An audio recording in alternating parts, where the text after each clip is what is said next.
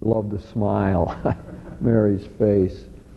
And then there was another story I heard of someone who's very into social justice, but in a secularized way. No Christian, doesn't like the Christian side of it, but is very concerned about helping people, justice, and all that. And the statement came to somebody who worships here. If my wife wants to take an axe and come into your church and chop down all those statues. I hear you got statues in there and everything. And the guy looked at him and says, is she going to chop down Martin Luther King and Dorothy Day?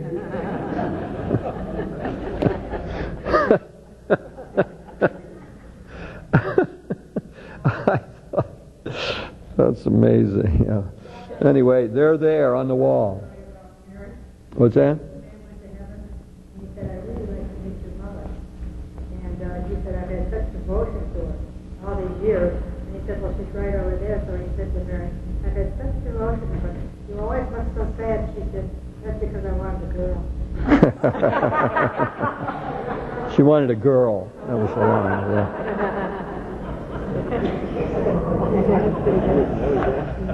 Well, let's see here. We got any residue from the last thing that anybody wants to ask about or talk about? Or I suppose we didn't have as much time to process that, but we'll have larger block of time this afternoon to do that. Anybody want to? Yeah. I find in my own life that sometimes I choose not to remain vulnerable in situations where I know I can potentially be hurt. And yet I also find that still small voice within always calling and prodding me to choose to continue to be vulnerable, to continue to love and be loved in return. And I find that a great challenge as far as revealing of memory of myself.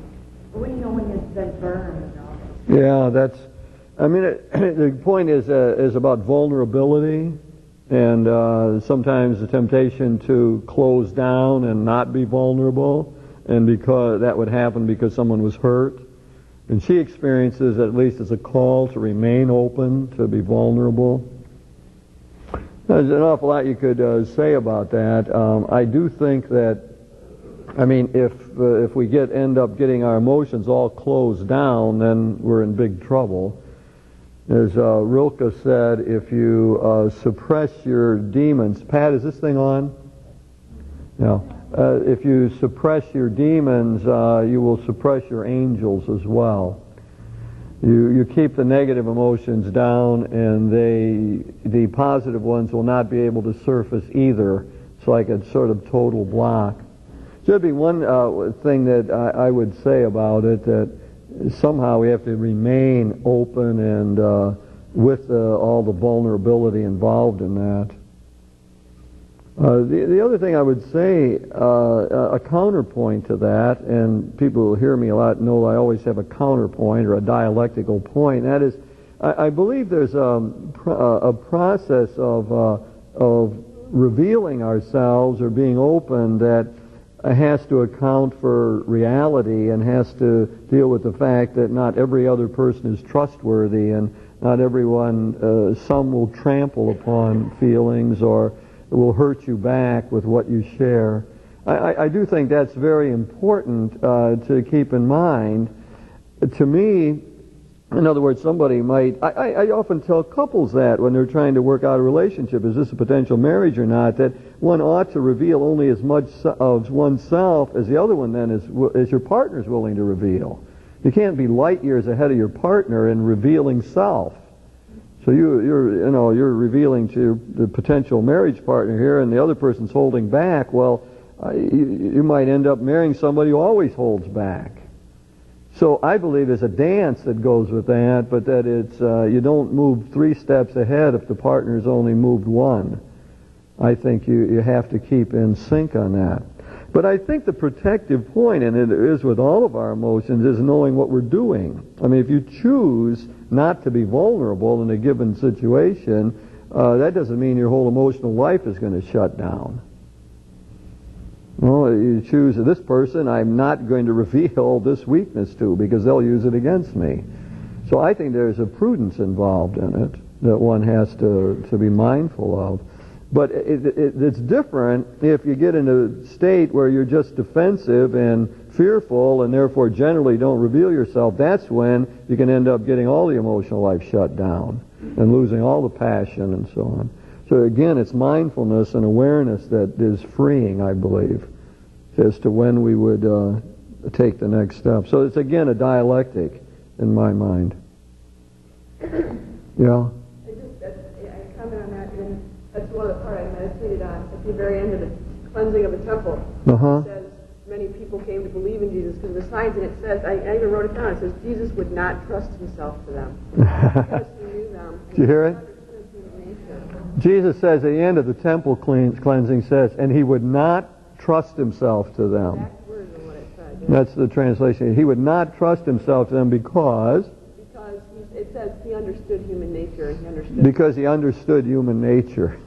Boy, that is terrific. Yeah, yeah. And so we get a model in Jesus here of this dance of personal revelation. I think there's a sense of who's hearing it and how they're responding to it.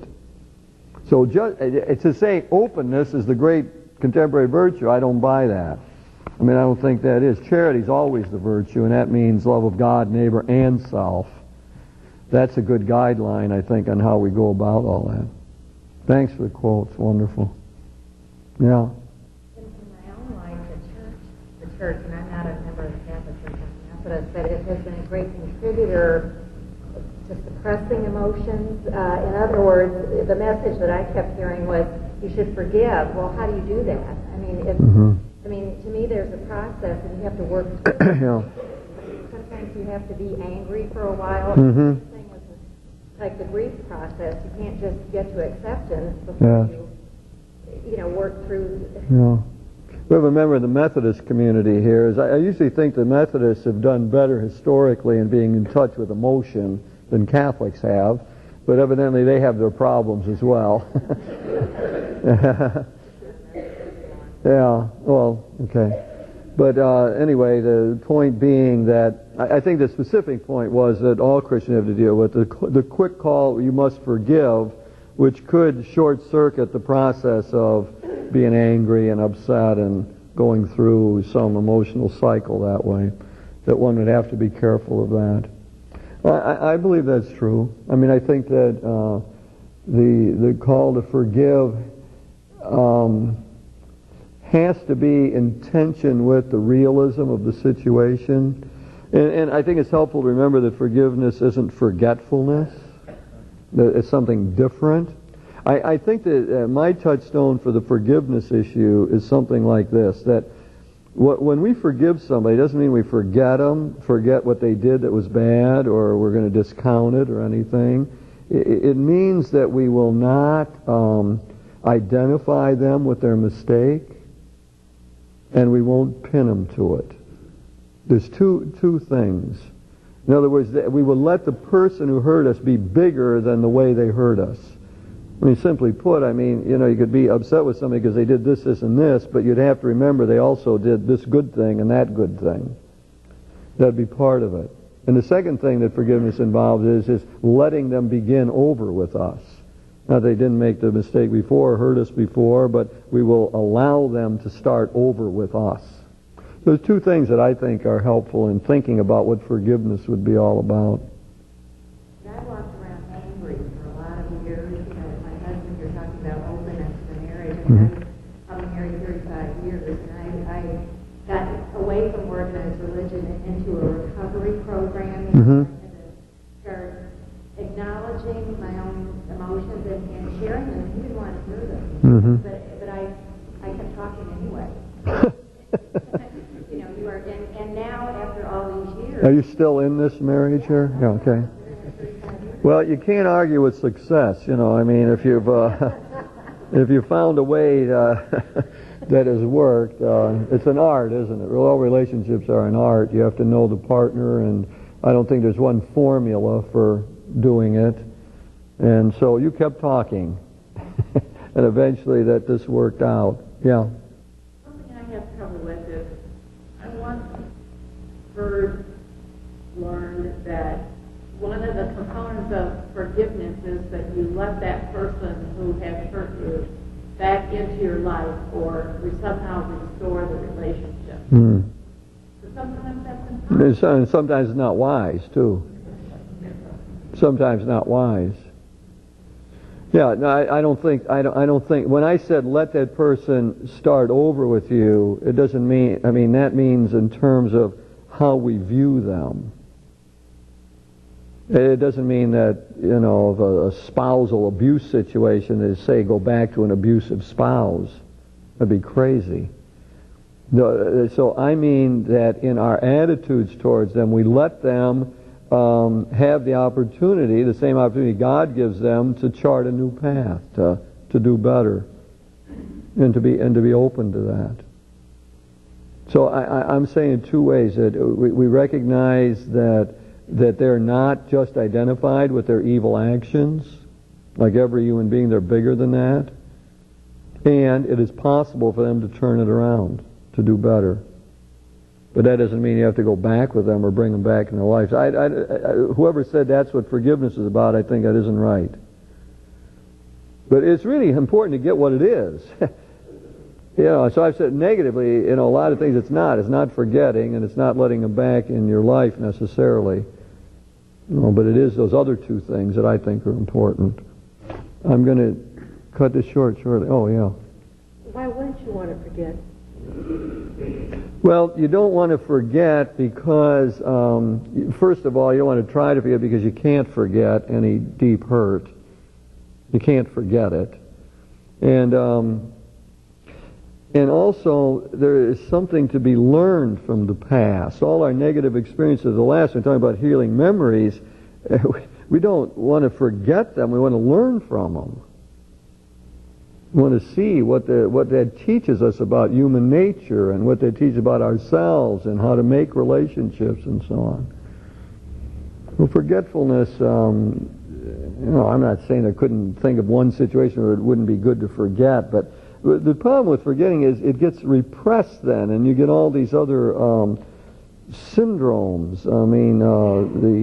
The Vietnam experience is a good example. Just to repress what happened in Vietnam, then it comes out in other ways. Or the post-abortion syndrome, same sort of thing.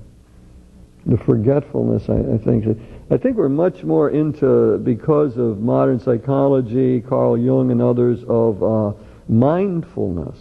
Of being aware. That's when we can befriend and put into a larger context, bring it into the light of consciousness. The stuff in the shadows that's out of the consciousness is the stuff that can bother us. Bringing it into the light of consciousness seems to be part of internal spiritual growth. Maybe you could think of some example where it would be good to try to forget it for one reason or another. But generally that would be a healthier way, it seems to me, to befriend. Let me go on and to the next section. Oh, and Jim, you had your hand up. I'm sorry. Did you forget it? Yeah. You said you kind of threw in to do it what God would do when you were answering one of the questions. And you may cover this later, but what about the thing of everything we do is in the presence of the Lord? Mm-hmm. I've got to say, I've been trying to do that because of the stage that I am in life and everything. I've got, and all of that. So decide, when you were trying to explain about forgetting and not forgetting, you said something about what would God do, or do what God would do, you said. And I think that's important for, it's been very important for me, is to get a handle. If you just tell me somewhere along the line, if you approve of the attitude that everything that we do is in the presence of the Lord. Mm-hmm. And if that's the case, the Lord loves. The Lord doesn't hates, doesn't hold us to definitions of forgetfulness. And then I'd like to hear, because that's become a way of life that I'm trying to live. It'd be very nice for me to hear what people said about that. It is very difficult.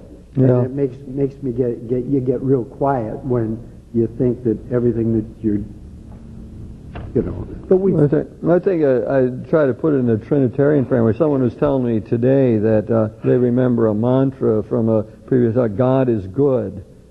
God is good, and just keep repeating that in all situations, so that's part of the mindfulness, to remember that God is fundamentally with us and for us and wants good for us and so on. And the other image I would have is putting on the mind of Christ. That's Paul. So we see the world Christ's way, have his mentality, crawl behind his eyes as revealed by the Scriptures, and see what he saw about the world. So I mean, and then I would say that the other thing is the spirit language, to be attentive to the Spirit wherever it's breathing. I have this sense of the Spirit beneath the surface, probably like Teilhard de Chardin, sort of a divine milieu, a fire of love beneath, and that Spirit percolates up periodically. And in percolating up, we want to be aware of it when that's happening. Or to extend Michael Himes and many others too, the whole idea of sacraments. There are infinite number of sacraments. There's not just 7. So we hope that the people we encounter throughout a day are sacrament to us. We hope spouses are sacraments to one another. And that gives a real holiness to it. Be a sacrament to your spouse. That connects in with something I wanted to say here too in this section. So I mean, I think that's be aware of God's presence. The classic spirituality has always said that. Try to do God's will on a daily basis. Say a morning offering in the morning so you attune yourself to God's presence throughout the day. Say ejaculatory prayer periodically throughout the day. Meditate periodically so we can be in touch with what's happening. I think all of that is, we're in the presence of God. The Eastern spirituality a lot of times is very big on that. Cultivate a presence of God, sense of the presence of God. So it's very helpful. It's a true thing, isn't it? Oh, it's absolutely, It's a way of life, is it not? Yeah, it's a path, it's a way of life, All right, so on the third healing here, we had healing of memories and sort of centered on the guilt thing, and healing of emotions, centering on shame, and you could do that well with anger or jealousy or so on. And one of the images is this befriending image that we're trying to develop. So the next one has to do with healing the body, physical kind of healing. And this, of course, is an extremely live topic today. So much literature on it, so many books coming out, and mostly out of the medical profession. So as I say here, the challenge, first of all, I mean, to keep this broad and not just centered on the medical profession, but we all do have to try to keep our health as we're going through demanding times. Most people got a lot of stress and got a lot to do and got to raise 5 kids and still keep yourself together and all of that. So that is a major problem, and of course we live in a stressful world, and all that's magnified by the technology, which is supposedly making life easier, but seems to make life harder for many people. Hasn't gone the way we thought. We had a period of time when there was a body of literature, what are we going to do with all this free time? Now that we got vacuum cleaners and all this electronic stuff, it was a serious sociological issue about when people would be working fewer and fewer hours, and what are we going to do with ourselves? Well, it's worked just the opposite. We're working more and more hours and more stress, and higher up you move on the socioeconomic ladder, the more pressure you got. And so it's become a major problem in many ways. Well, I had an interesting experience. Martin Marty invited me to come to Chicago and interact with a small group of about 20 people on the question of religion and public policy. And I happened to sit next to this Harold Koenig. Who's one of the gurus of this whole medicine thing. He's got a book out, Religion Good for Your Health. He's a psychiatrist. He's at Duke University, and he's the one pioneering a lot of the work on the relationship between religion and health. And his specialty has been the aging process and so on. So he has done this study and it's been replicated. He tells me, I'm getting a lot of this from Harold now. I mean, that's where this is coming. This is conversation in between sessions of the meeting that Marty had. I thought, what a break sitting next to this guy. I started asking him about this stuff. I didn't know who he was, and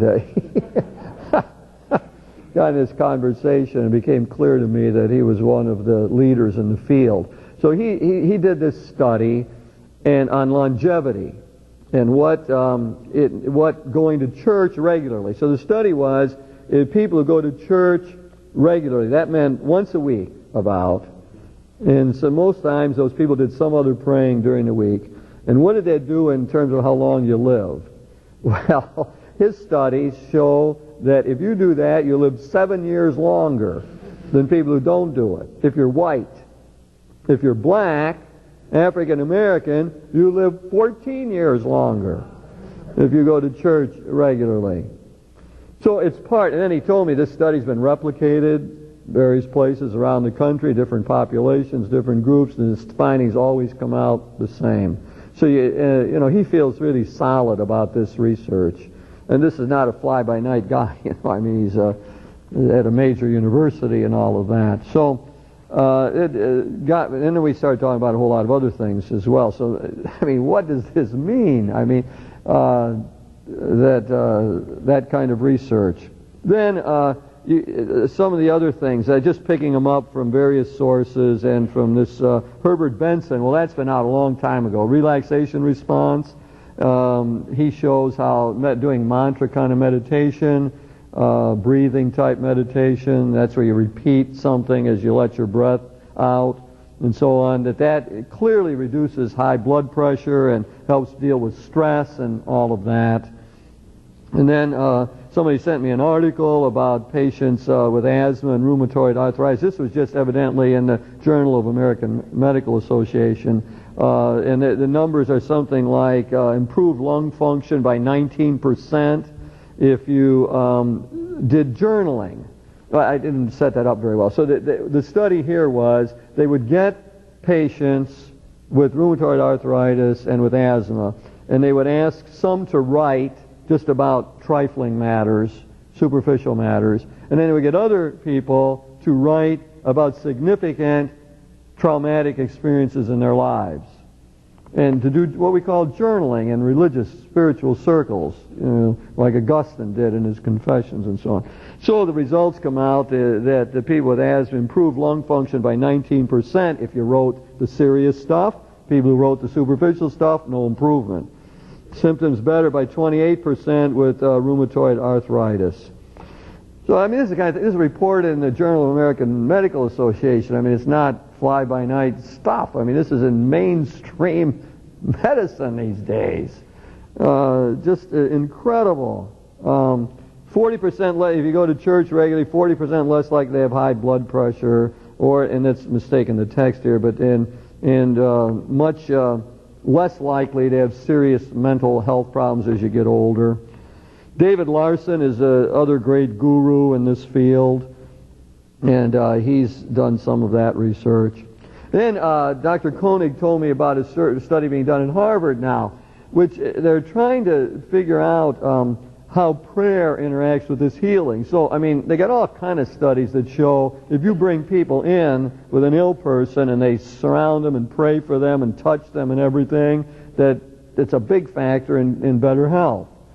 They also know from many studies that if you have a patient, and even if they don't come in now, they're trying to find out, and this is the latest Harvard study, suppose the patient doesn't know you're praying for them, and it's done totally anonymously, will that have an effect?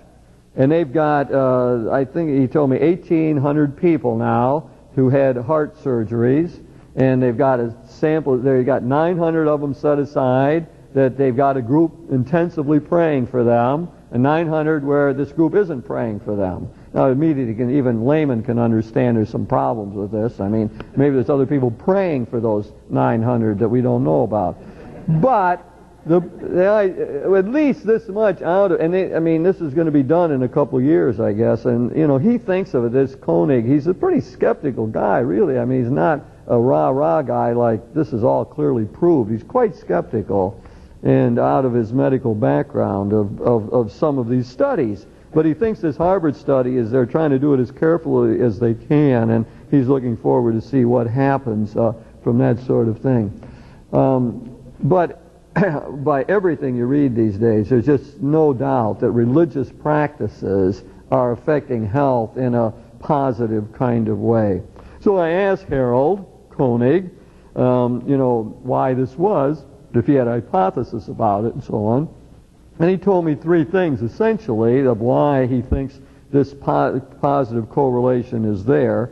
And one is because faith, religion gives people a center, a point of reference within oneself. It gives one a meaning system, an overarching symbol system that provides meaning and purpose.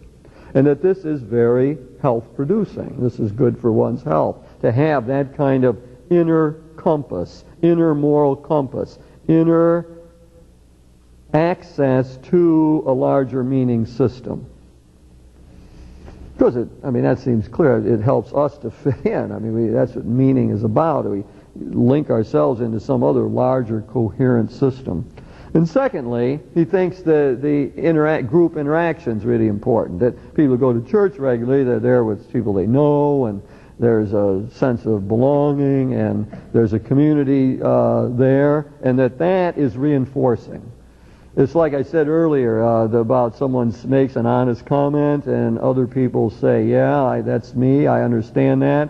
And someone says it out loud, and we say, boy, I never thought of it, but that's true. So we begin to get more in touch with ourselves, and we feel a kinship.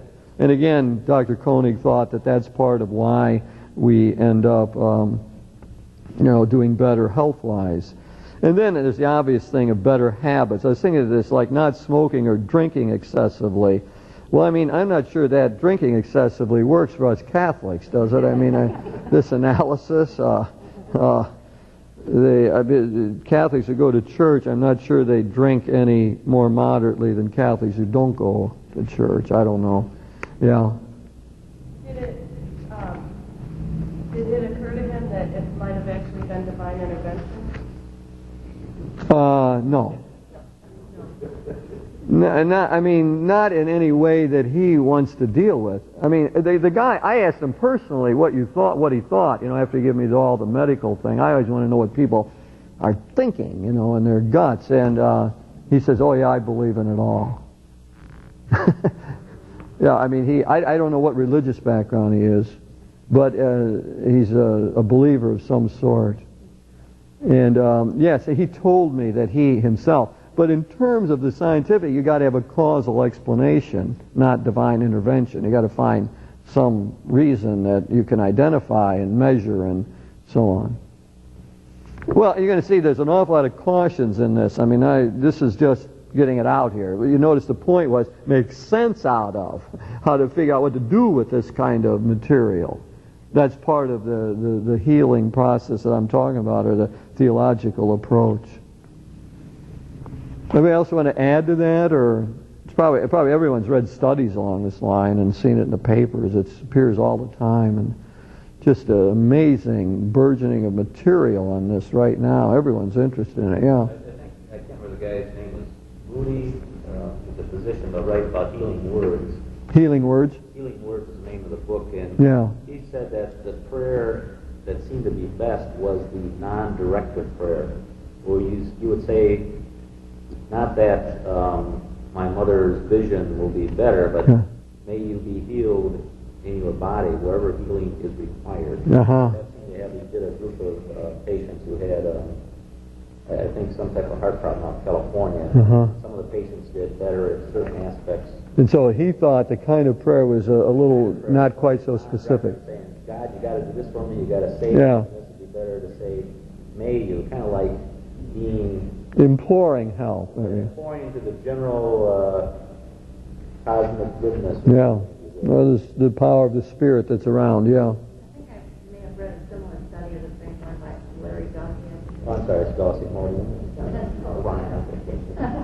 It's Dawson. But he makes the distinction between the way extroverts pray and the way introverts pray. And he says that extroverts tell God precisely what to do. I'll repeat this.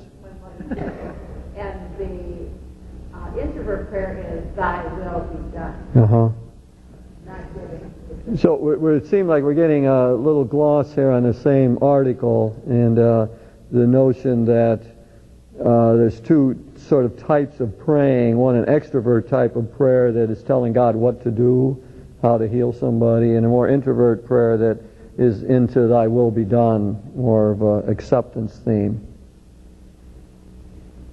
Yeah? That kind of goes with, a friend of mine was dying of cancer, and another person came who also had cancer and was dying, and spoke of praying for a healing of the cancer. And after the people left, she turned to me and she said, you know, I want the healing of the cancer too, but she said, my miracle is that I will accept whatever is, whether it is that healing or it's not that healing, that I'll be able to accept it either way, which was startling to me at the time. Yes, I love that theme. I want to come back to it. That's a crucial theme to me. Yeah. Statistically, most of these studies use statistical analysis to identify causes. Yeah. And there's in statistics there's a term called intercorrelation, which will identify a potential cause. But that cause may be composed of a number of sub-causes. Sure. For example, we read of studies where married people tend to live longer. People who have a support group tend to live longer. Yeah. And I think that first one, if you go to church, you're more likely to stay married. Yeah. And you have a support. Sure. So there's sub-causal relationships in all of it, you know. And I mean, that's one of the cautions, whether we're ever going to sort that out. I'm going to come back to that too. Yeah? Remember? I didn't see all of this the other night, but maybe some of you saw where you can rent a nun. Oh, yeah. We have one. And they will pray. Yeah. And all these people are documenting. Yeah, the point made that rent a nun option. In other words, there's elderly sisters who will pray for a group. We have one. Yeah, we have one ourselves. And we stay in touch with her, and we pray for her at Mass periodically. Sister Henrietta Wagner, we pray for her at Mass, and then she prays for us. There are many people praying about our whole project here.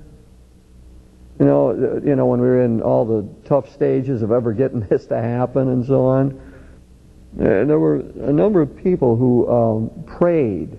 You know, it was part of their outlook to support all of this. And it's, I mean, some people would think that there were days when it felt like those prayers were answered, when things worked out that we never thought would ever work out, and so on.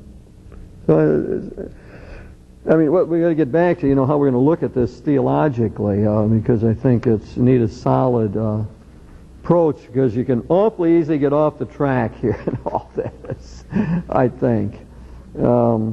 So, I go back to the theological anthropology, as always, who are we, and this whole setup, and some of the things that we might talk about ourselves. Temples of the Holy Spirit, that's a marvelous image, Pauline image, and has the idea that the Spirit lives within us, suggesting that our bodiness is important, that that's part of our grace situation, is our physical being as well. That's good image, you know, to think about our bodies. We might not be thrilled with this body, but the Spirit lives within this body. It begins to give it a different feel. So this next one is a thing I picked up from a television report at the end of one of these healing programs on healing. The person said, I think it was an MD or something, he said, it looks like we're wired for God. Well, I'm interested in that. That we're wired for God, that our very brain setup is connected to this. I mean, it's one way to think of why the meditation helps, why that reduces stress and puts us in the right frame. In other words, I was almost tempted in my lecture tonight to go farther than this and to begin to ask the question, can we think that our brain is our soul? What would happen if you started thinking that way, that the brain is our soul? Well, I don't want to push that because I don't really want to be in the newspapers for heresy. I'm not really interested in that at this point. So I don't say this out loud except in friendly company, and I really don't know where I'm going with it, frankly. But it's an interesting line to me to start to think of the brain as the soul. Maybe someone else will think that through for me. The next thing is saying we are a combination of infinite longings and finite capabilities. So I think all of these things are important in trying to solve this question here of this healing of body. Infinite longings, finite capabilities. That's where the acceptance that Carolyn is talking about comes in. The great acceptance of that situation, that we have finite capabilities. That's part of what is needed in all this. Able to achieve final fulfillment only through death. I get this from the Russian philosopher Berdyaev. Berdyaev said that if life went on just like it is always and for an infinite amount of time, that would indeed be hell. It would be hell. It would be hell if life just went on like this forever. You know, it's because the only chance that we ever got that we can see in any way to find a really full happiness, a full fulfillment of all of our longings is death. And there's another attitude towards death that is, it reminds me of the cartoon. It shows these three old guys in a nursing home and they're decrepit and they hardly move or anything and they're drooling, and one guy looks at the other and he says, "Aren't you glad we quit smoking?"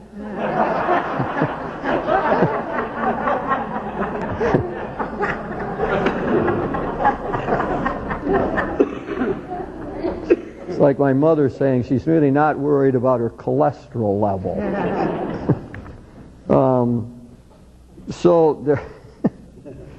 We achieve our final fulfillment only through death. It's the only chance we got. So, I mean, most people in the world would recognize the truth of Berdyaev's statement. About the only people who wouldn't recognize it would probably be affluent, middle-aged Americans, I suppose, you know. But the only people in the world that wouldn't immediately know that that's true. But when we got the good life and things are fine, think, well, this wouldn't be too bad. Go out on a golf course every now and then and play forever. You know, but I think Berdyaev is on to a really important truth. The only way that we could ever possibly get what it is we want would be through death. We are subject to illness. Deterioration of the body is part of the aging process. Well, we're going to come back. That isn't just idle. That's part of a solution here to this question, I think. Then there's our whole doctrine of God and how we understand God in this process. I'm saying here that God, this would be, and this goes back to a phrase used, they talk about divine intervention. I think it's important to realize in this sort of Rahnerian theology that I'm developing, that Rahner is big on thinking of God as respecting the laws of nature, as God has made the world this way and God lets it run. Not that it's running on its own. God's the center of it. God's the strength of it. God's the goal of it. It's the source of all the energy in this world. But that God lets that world run on its own terms. That God respects this creation. He doesn't come down and stop us from making stupid decisions. He lets us be free. and He doesn't stop earthquakes and floods and bad things like that. And, so somebody gets cancer, and the question is, why do I have cancer? And the answer probably has to do with something about one's genetics and one's environment and so on. So that this is a God that respects the creative process, respects the evolutionary process, and is not one to break those laws. God does not inflict suffering to test, so the right answer, the woman says, why did I get cancer? The right answer is not to say, it can't be that, well, God is testing you. Or then you just get back to this harsh God. Nor do I even think it's good to say that God is allowing this, because it makes God merely passive in the face of human suffering. What I'd like to think is that God is with us in the process of dealing with illness. This woman who got cancer, that God is with her as she does the best she can to struggle with this disease. He wants health and integration for all human beings. It's back to Irenaeus of how God wants to bring us together collectively and personally. He loves us, but has freely circumscribed the divine powers.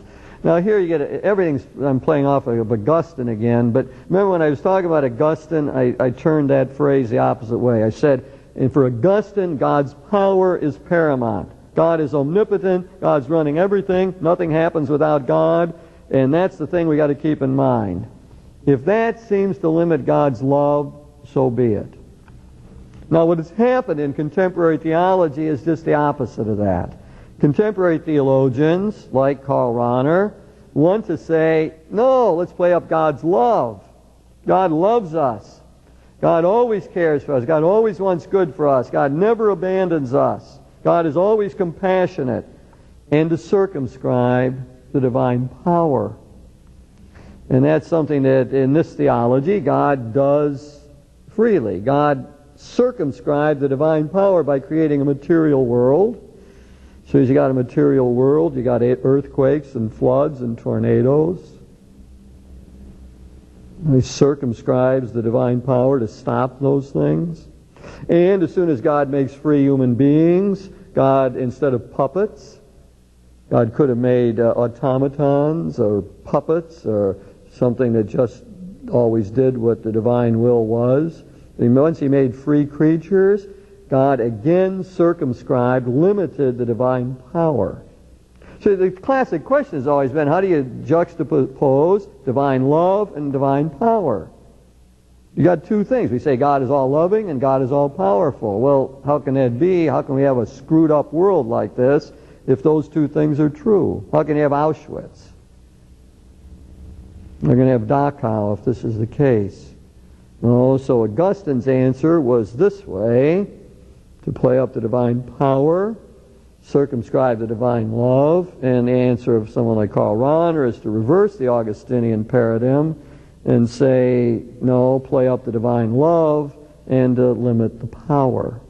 Well, it's a tough question, but at least to see how contemporary theology would try to do that. Then we look at a Christology in this light. Jesus took on human flesh, suffered and died, rose for us.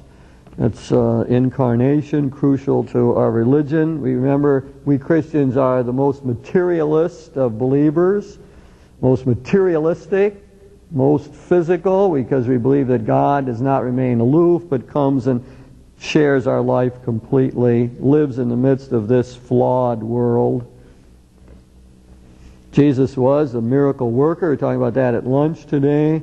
All the predominance of scholarship today, the direction of biblical scholarship is to remind us that Jesus was indeed a wonder worker, a miracle worker, one who was a healer, and even His enemies admitted that. But they had another explanation, as told to us in the New Testament. His enemies didn't say, well, He doesn't work miracles, He doesn't heal people, don't believe in Him. They said, well, yeah, He works miracles, everyone knows He heals people, but He does it by the power of Beelzebul. So that's a remembrance in the Gospels that even the enemies of Jesus recognized that he was a healer. It's one of the arguments we use to say that indeed he did go about healing people.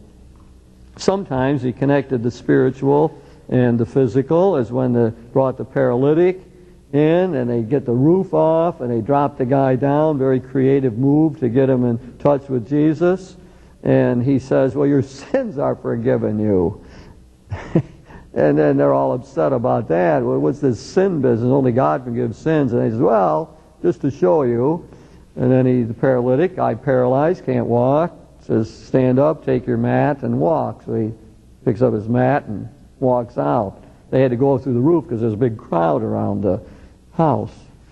So there was an instance where Jesus links the inner healing and the physical healing. Very interesting. Then, the next thing, in the man born blind, something that we fortunately haven't often got clear in our minds, that we've had trouble sustaining that insight throughout Christian history, especially when it's the other person who's ill and figure that somehow or another it's there because they're being punished by God. So that is at work as well. Jesus raised Lazarus, and this is significant to me, that Lazarus is going to die again. You got to remember that. I think I gave a homily in there saying, let's think of this story from the viewpoint of Lazarus. Well, how does it look from Lazarus' viewpoint? Geez, I finally got through this whole thing. Finally made it. Terrible death process that everyone fears. I finally got through it. And here I am back again. I got to do it again. So, I mean, the thing didn't look all that great to Lazarus. So, I mean, the point is the reminder that this was, I mean, Lazarus is still going to die. Lazarus can't get his happiness until he dies and finishes the process. Part of our understanding of us. Church carries on the healing ministry of Jesus. We've done that throughout our history. We pray for the ill. And the anointing of the sick, so powerful. Looking around to see if some people were present in anointings that I did. I think what I find, whenever we have anointings, I always ask everybody present to place their hand on the person who's ill. And it's just such a powerful thing to me. And pray silently or to pray out loud. And it's a beautiful thing. It's the prayers of the church are wonderful at that time. And this opening scripture passage is from James. If there's someone who's sick among you, call in the priest and let them anoint them. And we pray for the health of the person. But I've been, so many of these anointings where the people put their hands on the person's head and say the most endearing and wonderful things, probably things they never said throughout their lives or couldn't say or whatever.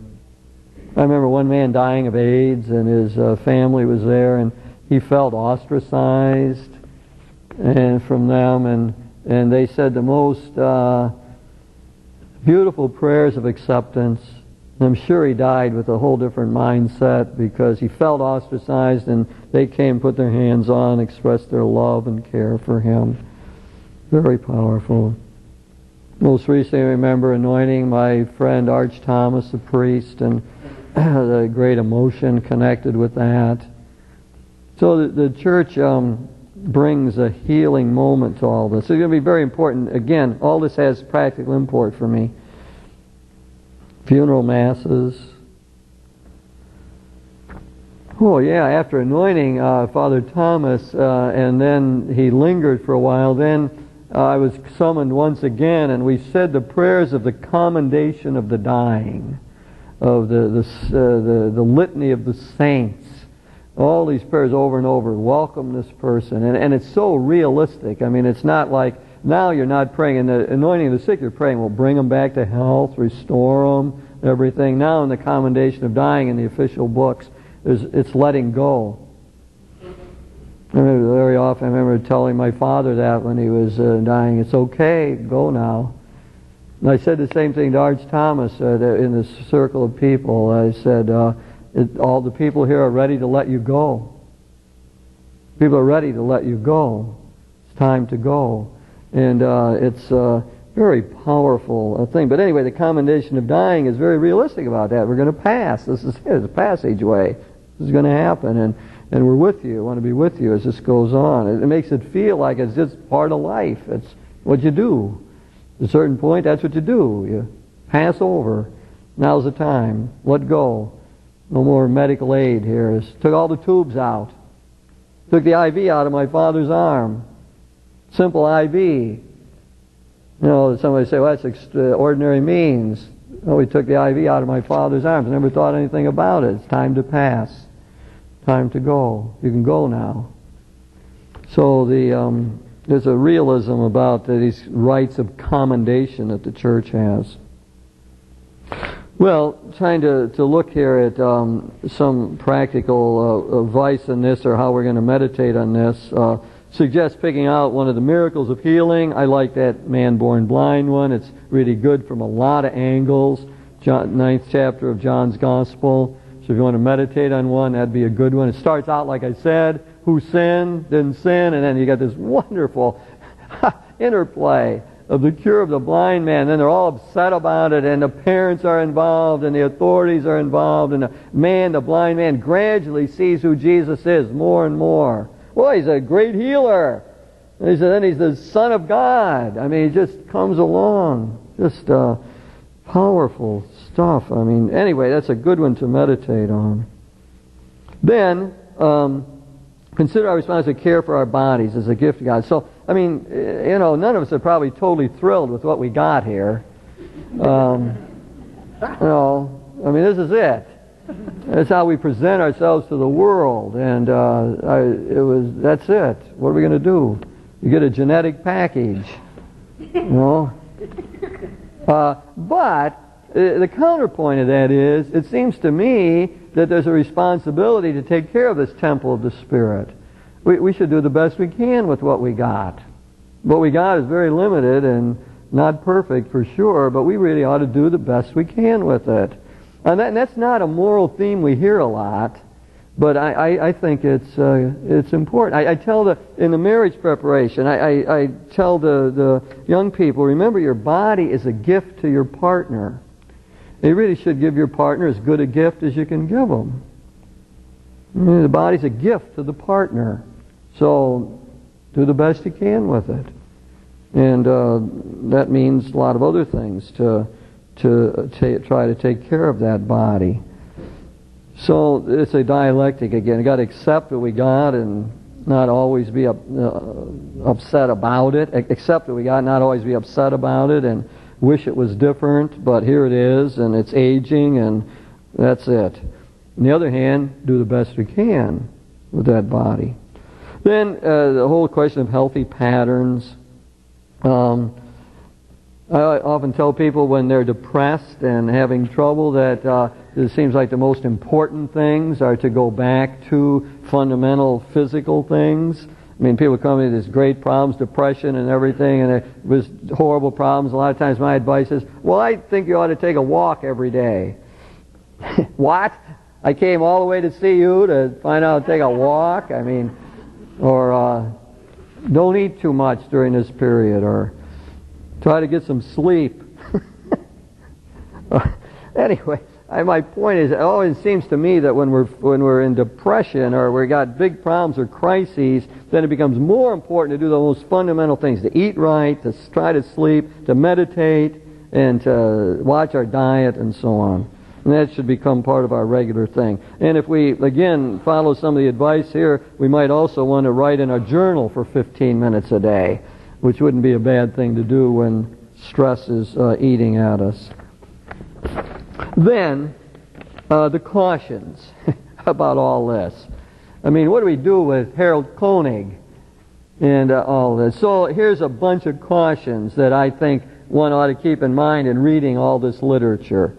First, these are medical people doing this research. A theologian told me recently, asked one of them, I didn't do this myself, but asked one of them, well, they're talking about spirituality and doing this research, did you talk to any theologians? And the answer came back, no, we can't really understand those people. So I mean, we're on their turf. You have to remember this. We're on the turf of the medical profession in all these studies we're talking about. These are not done by theologians, and in large part, theologians are not involved in designing the tests or any part of it.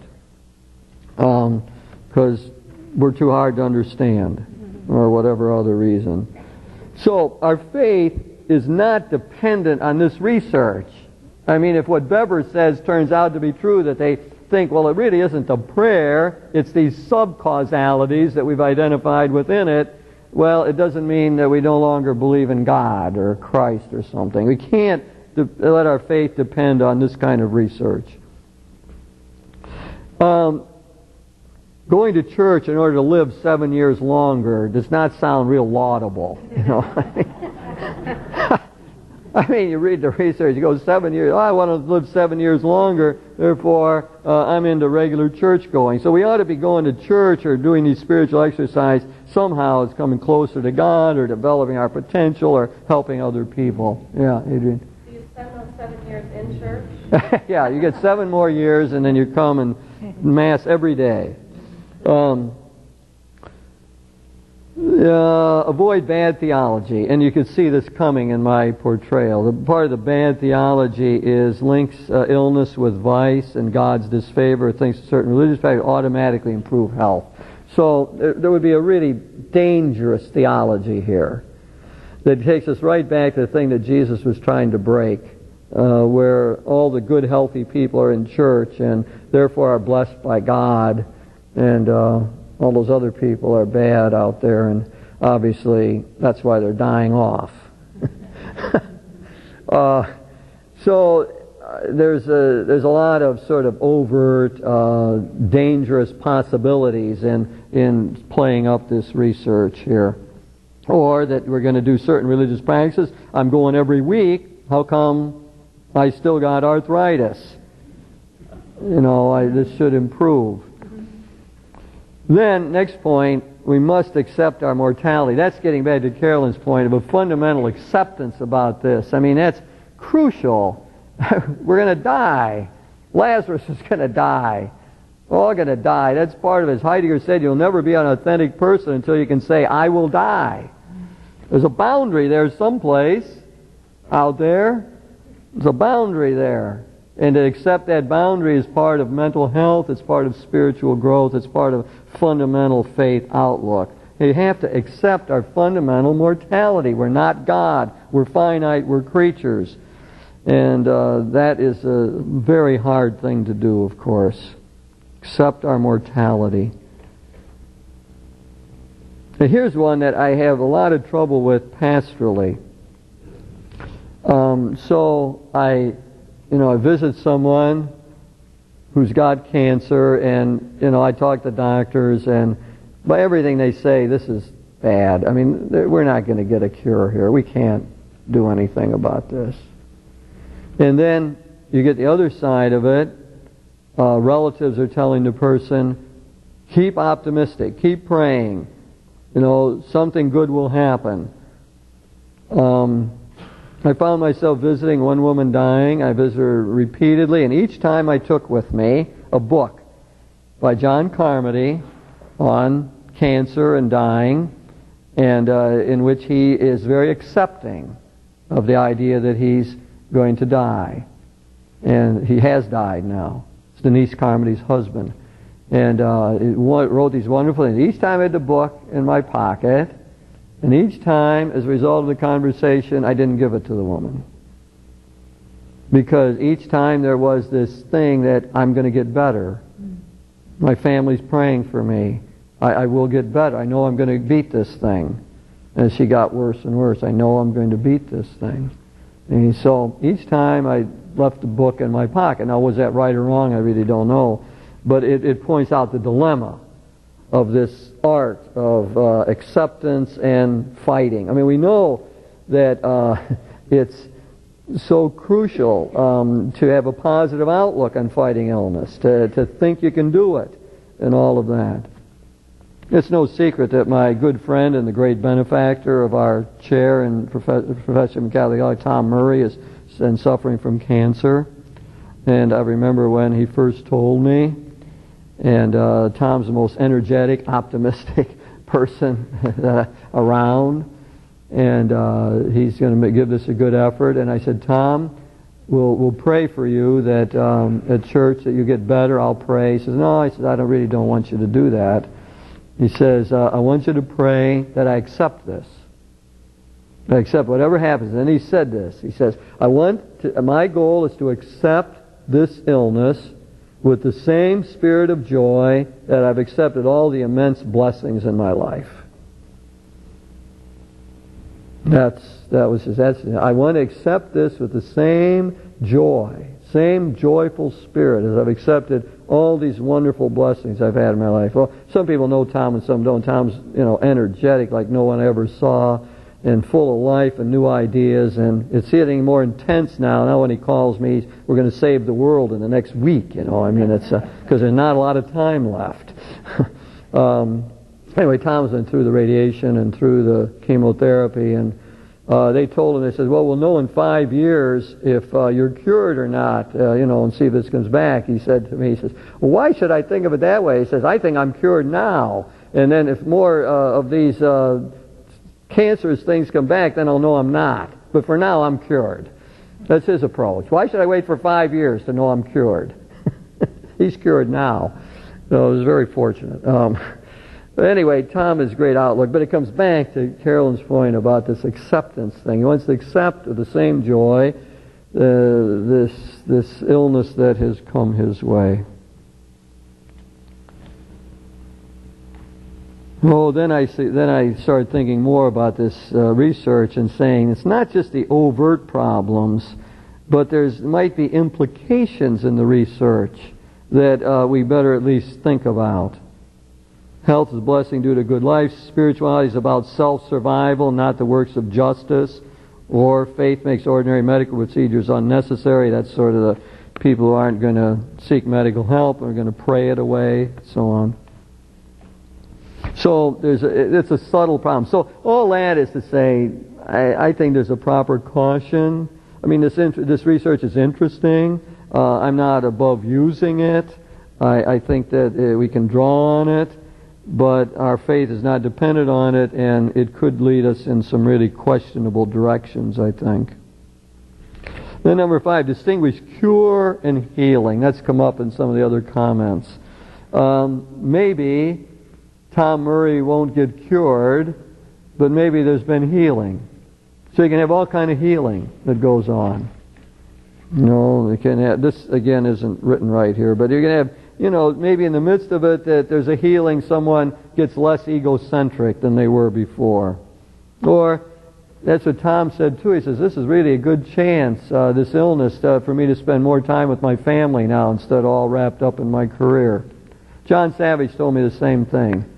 Great blessing, he said, this illness, because it allows me to slow down and spend time other ways.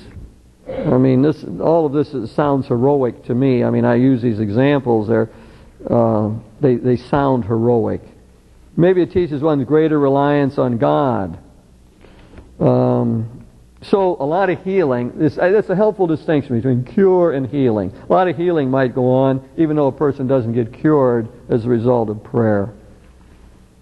And need a dialogue between the medical profession and theologians. It'd be better if we were talking to one another through this whole thing. And then sort of a really positive ending here. I mean, I don't think and again the syntax is, the phrase got messed up there somehow, but we had the old idea. Freud was so negative on religion. The old Freudian psychological tradition that religion is illusory, religion keeps people in an infantile state, and a whole lot of psychological literature kept playing that up, that church-going people are more prejudiced than non-church-going people, and religion messes up your head, it gives you guilt feelings, it keeps you childish, there's all these bad things. And that was the common thing in the literature, psychological literature. It was just sort of taken for granted that religion was negative. But now we're getting this other side right within the medical profession, right in the psychiatric community, saying that no, prayer and spirituality do help people. Helps people to cope with life, cope with problems, and so on. Okay, let's Let's figure out our time here. Let's take a half hour. Let me see what happens there. That's 3:15. We come back.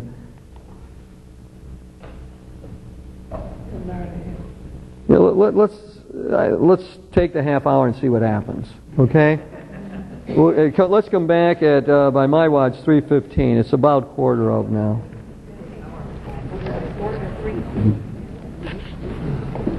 I'm going to say that some of the healing that you're talking about is not for the sick, but for the people who are hurting because they're sick. The healing is for the people who are sick. And laying on of hands probably helped the people who were that were. It does. It's immensely helpful to return something.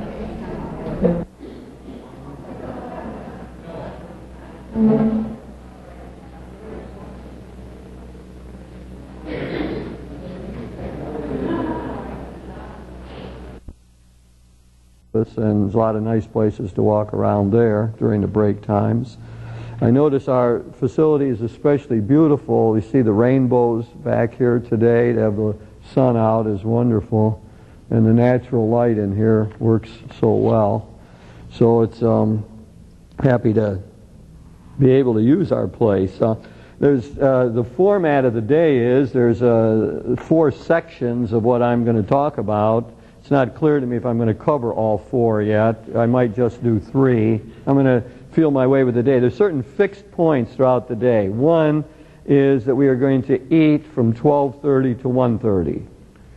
We're going to eat from 12:30 to 1:30, and we are going to start Mass at 4:45. So those are the fixed points throughout the day, and how we go from there depends. There will be times when we will have time for reflection and so on, and we can use anything in the building that way. And some people could stay in here. There's the library is down there, and there's a really great study lounge in there and soft chairs. There's a student section back here that's open to us today, the Zach Lounge and Newman Club rooms. Again, a lot of soft chairs in there. Couch, you could take a nap in there if you want, or whatever. And then another good place, it was the Blessed Sacrament Chapel over here. That's very quiet, reflective place. And there's a meditation garden right out there as well, with a wonderful crucifix that one might want to meditate there. So, and then there's the daily chapel. And in these various places, we will have Bibles around. I don't know how many people brought Bibles. How many brought them with you? Okay. Now, in each of the 4 sections, there is a scripture passage that we're going to think about, reflect on. And there's 3 Bibles up here, and Barbara, our librarian, has some in the library and in different places throughout. So if you didn't bring a Bible, there's probably one in a place where you're going to go or in here. So I think that's probably... Oh yes, there's restrooms right out there as you go out in the gathering space, and there's another one as you head into the student section. So we have those, and we'll eat in the meeting room and so on, and food will be ready right. So we take an hour for lunch, 12:30 to 1:30. Any questions about logistics? Right at this minute, how many people are too cold? How many people are too warm? There's more people cold than warm. Right. Yeah, some how many think it's just about right? Okay, that's right. That is the other option, isn't it? So we'll leave that. We have an adjustment in the system, so we can go up or down. We'll see how the day goes. It's all devoted to healing and theology of salvation. That's what the day is about. These began by being known as the Thinking Person's Retreat, so there's always been a high theological content to them. And that will happen again today. So I'll be talking a lot about contemporary theology of salvation and use that as a basis. But then the action comes when there's the invitation to reflect on what that all means in terms of personal life and personal healing and so on. So I am going to follow the outline pretty much, so Gives you an idea of where I'm going anyway. The connection is with salvation comes through the Latin salus, which means health, wholeness, integrity, healing. So the very root word, in Latin at least, suggests this whole direction that we're going in of talking about healing. And I'm going to talk about healing in really 4 different ways, at least the first 3. I'm not sure I will get to the 4th one, and I really don't care. Healing of memories, and then healing of emotions, and then bodily healing, health. So that's the 3 areas that I want to touch on. We have our introductory comments here, and what I'm going to try to do is what I call a contemporary theology of salvation. The technical word is soteriology. Soter means Savior. So soteriology is that area of theology that looks at salvation, wholeness, healing, health. And I want to try to say, especially drawing on my own mentor who's back there on the wall, Carl Rahner, use his theology to think about this question of salvation, and then trying to apply it in various ways. So let's start with the healing of memories business. And a distinction I'm going to make through the first 2 sections is between guilt and shame. So I'm going to be talking in the first one a lot about guilt, healing of guilt. But it has application to healing of any memory. And so the first section is on healing of memories. I'm going to talk a lot about guilt. Second section is on the healing of emotions, and I'm going to talk a lot about shame there. But I could do the same thing with anger or jealousy or envy or so on. So we're looking for healing touch of the Lord, who we believe is present through the power of the Spirit. Well, the problem, I guess, comes up is that sometimes the past messes us up. That sometimes we're not in tune with the past, sometimes we're upset about the past, frustrated by what happened, guilty about our sins, upset with our limitations, the failures that we look in the past, and that can keep us from growing into the future. And that's the simple point of it, really. That we can have neurotic guilt feelings, for example, that don't have anything to do with what we really did bad in the past. It's all forgiven, but we can't get over it, and therefore we're hard to deal with now, or lash out at people now, or are depressed now in a way that doesn't really make any sense. So we can get paralyzed by the past, so fixated on what went before that we got no energy for doing what we could do today.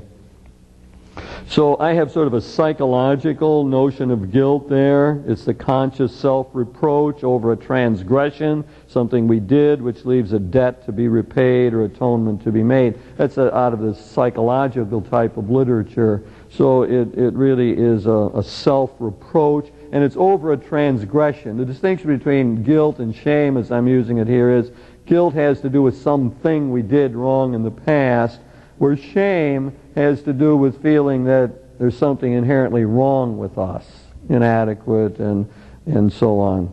So that's the distinction between the first two. Guilt has to do with something we did. In theological terms, it means something that was blameworthy, culpable, a sin that we committed, and we are liable for punishment because of it. Probably should distinguish that state of being guilty. Being guilty means that I disappointed myself, I didn't live up to my ideals, I didn't follow my conscience, I sinned against my God, and that puts me at some odds with my God. It puts a barrier in the relationship. It somehow distorts my ability to drink in the Spirit. It means I haven't been faithful to Christ in the way I should be. That's distinguished from guilt feelings. Guilt feelings are what happens after we were actually guilty, and guilt feelings can be neurotic. I mean, there's a lot of people who feel guilty about things they shouldn't feel guilty about. We have even a name for that. We call it scrupulosity. People excessively worried about sin and guilt. So we could have neurotic guilt feelings, then we could have healthy guilt feelings, where it's proper that we sense that we have sinned and we need forgiveness. And we can't, some people don't like to talk like this these days. I mean, you can go a lot of churches and hear nothing ever about sin. It's sort of the feeling like that's a downer, or that's a relic of the past, or ought not think about sin anymore. And as a matter of fact, I think that's a big mistake, because sin happens to be part of the human scene. It's something we know from inside of ourselves. There's times when we disappoint ourselves. There's time when we're not faithful. There's times when we don't live up to our ideals. Time when we violate what Christ is all about, and we have to honestly face that. It was Carl Menninger, as people know in his book, Whatever Became of Sin, that castigated the clergy in the United States for failure to talk about sin anymore, and putting it into that zone of silence. And he says when that happens, then we end up with a lot of neurotic problems. That's where the neurotic problems come, when people aren't able to say, hey, I'm responsible for my life, I sinned and I got to get it straightened out. Instead of just going to psychological categories, that it's somebody else's fault and I'm a victim of circumstances or a victim of other people's ill will and so on. So that's the challenge, is to try to look at the past, the memories of the past, and I'm focused on guilt there, but you wouldn't have to be. I mean, when you get your half hour to think about this, I mean, you might have some other memory of the past that needs healing, doesn't have anything to do with guilt as near as you can figure. But my invitation is to start to think about this guilt factor. Then, trying to work out a theology of salvation. And whenever you do a theology of any issue, it's good to start with what we find in the Scriptures, and then see how it developed throughout the tradition, the theological tradition, and then see how we talk about it today. So I've just picked out a couple of notions. One is from Paul, and it's very influential on how we think about all of this. So Paul talks about us needing justification, that through sin we've messed things up with our God. And Jesus, through his death and resurrection, has straightened it out. He has redeemed us. I notice there's a typo there, but it's really an idea of buying back. To redeem something means you buy back, so that Christ bought back our good relationship with God through his death and resurrection. The image that Paul gives us is between the sin of Adam and the rebirth given to us by Christ. So his image of Jesus is as the new Adam. Adam brought sin into the world, he messed it all up. And now Jesus restores it. He pays the ransom. He redeems us, brings us back into God's good graces. In Mark's Gospel, you get the same idea. There's a ransom. And the Greek word that he uses means money that you would pay for the release of prisoners of war. So that's a ransom that Jesus pays for us in order to get us back on good terms with God. So the salvation is brought by Christ, the new Adam, and gives us this new life and new relationship with God. Now, that's just one way the Scriptures talk about it. In each of these sections, I'll pick out different ways. Now, that's a way that isn't real congenial to people today, I suppose, because it's this buying back business. I mean, this doesn't sound right to many people today. This paying a ransom for us and so on. I mean, who's it paid to, and why does he have to pay it, and all of that. Well, anyway, but that's the biblical notion, at least in Paul, that I want to emphasize this. So what it tells us in terms of this healing of guilt is that Christ has taken care of our guilt. Christ has paid it off for anything that we would ever do wrong. He's redeemed us and bought us back. So it's okay with us. And that gives us a framework to think about this memory of the past that might be bugging us, a memory that needs to be healed. Incidentally, I suppose that the great invitation is for everyone to think of a memory that needs healing. I mean, that's the point of all this, where we're going to think of some memory of the past that's bugging us and keeping us from being immersed in the moment or moving well into the future. That's when all this will make sense in terms of how Christ, the risen Christ, can help heal those memories. Now, in the theological tradition, what happens after the biblical witness, whatever we read in there, Paul, Mark, the three evangelists, the letter of the Hebrews, all of that, the theological tradition then reflects on it, and it develops over years, and there's great people in that tradition. And I mentioned 3 of them here who have helped to bring forth what this salvation is all about. Irenaeus is an important figure. And Irenaeus had a very different idea of how the world got messed up. And contrary to what many of us in the room learned, we were much more influenced by Augustine, the second one here, than Irenaeus. But Irenaeus was an earlier figure, and his idea was that the first humans were very primitive and childlike, and they sort of naturally messed up.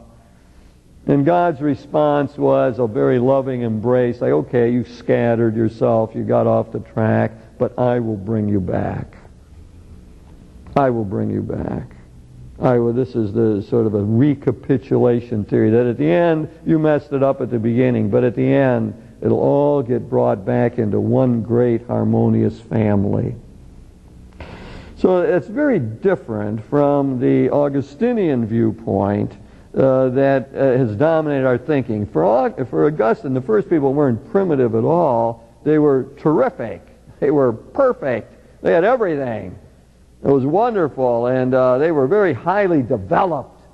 And yet, despite this high development, they messed it up. It's hard for Augustine to ever figure out why, given all the perfection they had, they would have messed it up. But they messed it up and brought evil and sin into the world. And that this really has put us in a very bad situation.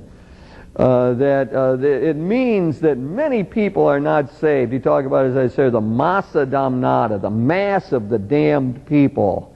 Large numbers not getting to heaven. And very pessimistic outlook on salvation. All the people throughout history have been influenced by Augustine really has had a big impact on us. Augustine's a major influence, for example, on the Calvinistic tradition. John Calvin. John Calvin says human nature is essentially depraved, and you get sort of this pessimism about salvation. And then in Jonathan Edwards, influenced by that tradition, in our own country and in a reader that many people read, sinners in the hands of an angry God. The image was that that we're hanging by a thread. And boy, it's so easy for that thread to get cut, and we fall into the fiery pit. So that's where the Augustinian tradition has taken us, into quite pessimistic direction. And I never like to blame everything on Augustine, because as Michael Himes, who was here and gave a marvelous lecture, Augustine's one of his heroes, and Augustine did so many good things, and is so powerful, and you don't, no pygmy should shoot at a giant like that, you know what I mean? Including me. So that you have to really be careful in saying all these bad things about Augustine. But the fact is, he was so influential because after his time, we went into the Dark Ages. He died in 430. And we went into a long period where there wasn't any creative theology. And so he was it. He carried the day, and he's carried the day all the way into our own time. So he's just simply the most powerful and influential theologian in the history of the church. Outside the biblical period, you could say John was more influential, but outside the biblical period, he's most powerful, and he gave this quite pessimistic notion about salvation. For him, God was all-powerful, and if anything was going to get limited, it wasn't God's power, it would be God's love and compassion. So when you think about it, it's not a real compassionate, uplifting sort of thing.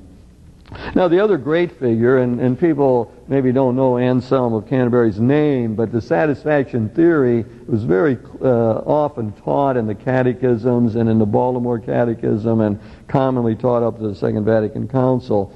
And that is, the theory was that human beings in sinning committed an infinite offense because it was against an infinite God. I mean, when you go against a great God, this is terrible, infinite offense. And how would you ever make it up? You can't make it up in any human way. Only an infinite Savior could make it up. Only an infinite sacrifice could make up for it. And that's what Jesus is all about. Jesus comes and does this terrible sacrifice of dying on the cross. So he's the God-man, and as the God-man is having this infinity himself and offering this sacrifice that no mere human being could ever offer, he makes satisfaction for the horrible offense of Adam. So we call that commonly the satisfaction theory. And in Anselm's theory was taught right up to our own time. He developed it back there, as you can see, in the 12th century, but it was the theory taught for many people in the room, I'm sure, of what salvation is all about. And then, of course, this always happens with the great theologians, you get the popularized version, and then it just gets off the track. It gets worse and worse. Now, God is portrayed as this wrathful God, and he's so mad and upset at all of us that he's going to tell you, what's the worst thing I can think of? Well, I'll have my son die horribly on the cross. And that's the worse he suffers, the better, to make up for what these bad people did, all these sins they committed. So then you start getting popular versions, not that Anselm said it that way, but that it's repeated by preachers and religious educators and so on, and you get really a very wrathful image of God that comes across, and sort of demanding horrible sufferings on the part of Jesus in order that the human race could get saved. Now, contemporary theology has reacted against all of this and trying to find another way of talking about what salvation might be all about. And it's I'm drawing on Karl Rahner, but I could draw on a lot of other theologians who have tried to develop this whole business. And there's different themes now that come to the fore in all of this. And the first one is a picture of God as a loving, compassionate God who's always been trying to save the people. It's much more like Irenaeus and less like Augustine. And of course, you see, Irenaeus fits into our modern scientific viewpoint. I mean, to think that the first humans were these highly developed people in an evolutionary theory is ridiculous, isn't it? I mean, if the first humans came from the animal kingdom, I mean, the first humans were very primitive, childlike, just like Irenaeus said, not highly developed people. I mean, in an evolutionary theory, you can't even imagine that. So right away, the contemporary theology is trying to be in tune with the modern science of evolutionary theory, but it also, interesting enough, can go back to Irenaeus, who sort of accidentally, I suppose, had that same kind of notion, and draw on the thing. So you're getting you're getting more like Irenaeus. That is, God from the very beginning has wanted the human family to do well, has always been present with grace. It's not like Augustine, like there was this high grace period, and then they sinned, and then we went down to a low period, and that low period went on for 4,000 years, and then Jesus came and took us back up to even a higher plane. That's how it looks in the classical traditional theology. And of course, in the way Rahner says, well, that was nice if you thought the human history was 4,000 years long. But then when you elongate that and realize how long we've had humans walking this earth, I mean, to think we've been out without grace, that if you look at make it 1 year, the history of the human race, Jesus came on December, how many days are in December? 30 days. December 30th at noon. If you look at the whole history of the thing, Jesus came December 30th at noon. So from January all the way through all the months, you'd have no grace, no effective grace in the world until Jesus came, and then we've had it now for 12 hours out of the whole business. So once you get this bigger view of the world and the history of the human race, the Augustinian viewpoint, I mean, you can't imagine it. I mean, that would make God terrible. I mean, depriving us of grace, we'd be deprived of grace all this time. So Rahner's viewpoint is, no, you can't do that. Right from the beginning, however long our history is, however millions of years, the human race has been trying to, work its way forward and so on, that God's been there all the time. Grace is always present. God's always trying to save us, always trying to gather us together, always trying to heal us when there's problems and so on. all the way through. So my phrase is salvation history is coextensive with human history. So people used to say, even teach class, in fact, I taught this myself, distorted the minds of all those high school students. When I think back, Sandusky, Ohio, St. Mary's.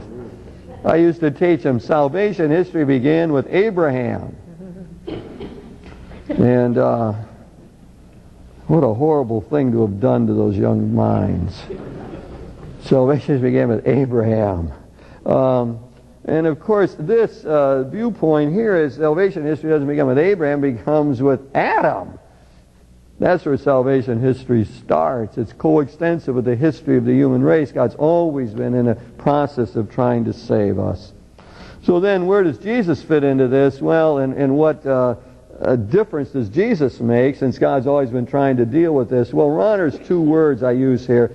That Christ and His death and resurrection makes this promise of salvation, makes this work of God to save us definitive and irrevocable.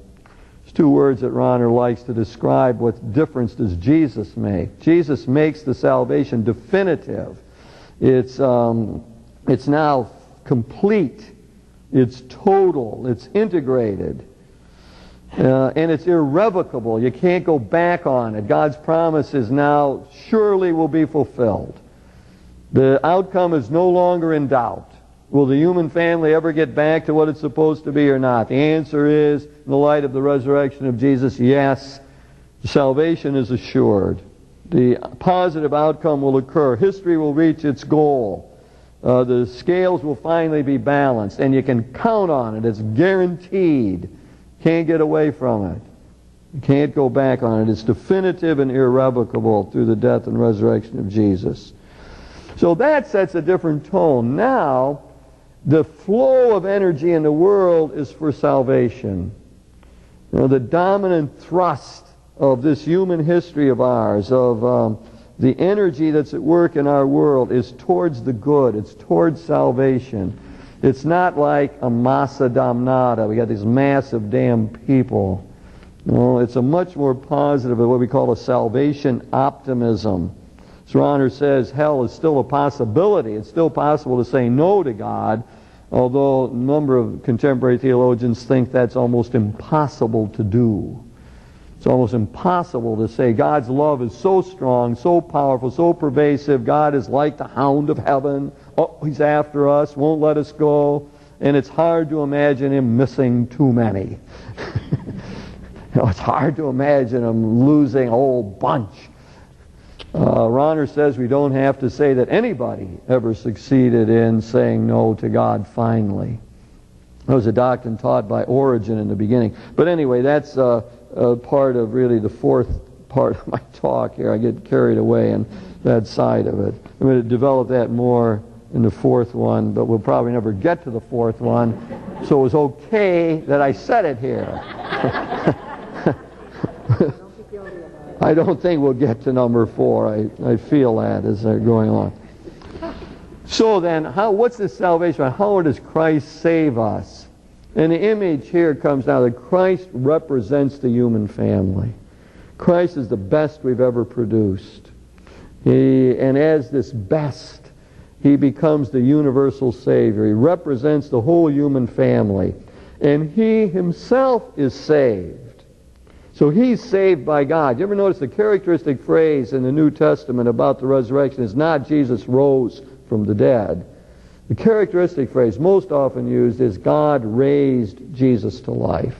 So now we get the picture. Here's one of us, like us in all things except sin, and this one who represents the whole human community is totally obedient to the Father. You notice the emphasis now is not on the horrible suffering of Jesus, like God's going to, well, the worst thing, what could be the worst thing? Well, we'll crucify Him.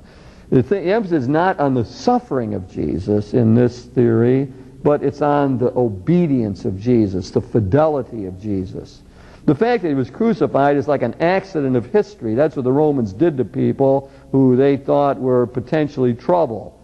So they crucified Him so people would not mess with the Roman Empire. So they'd put Him out in public and say, you mess with us, that's what happens.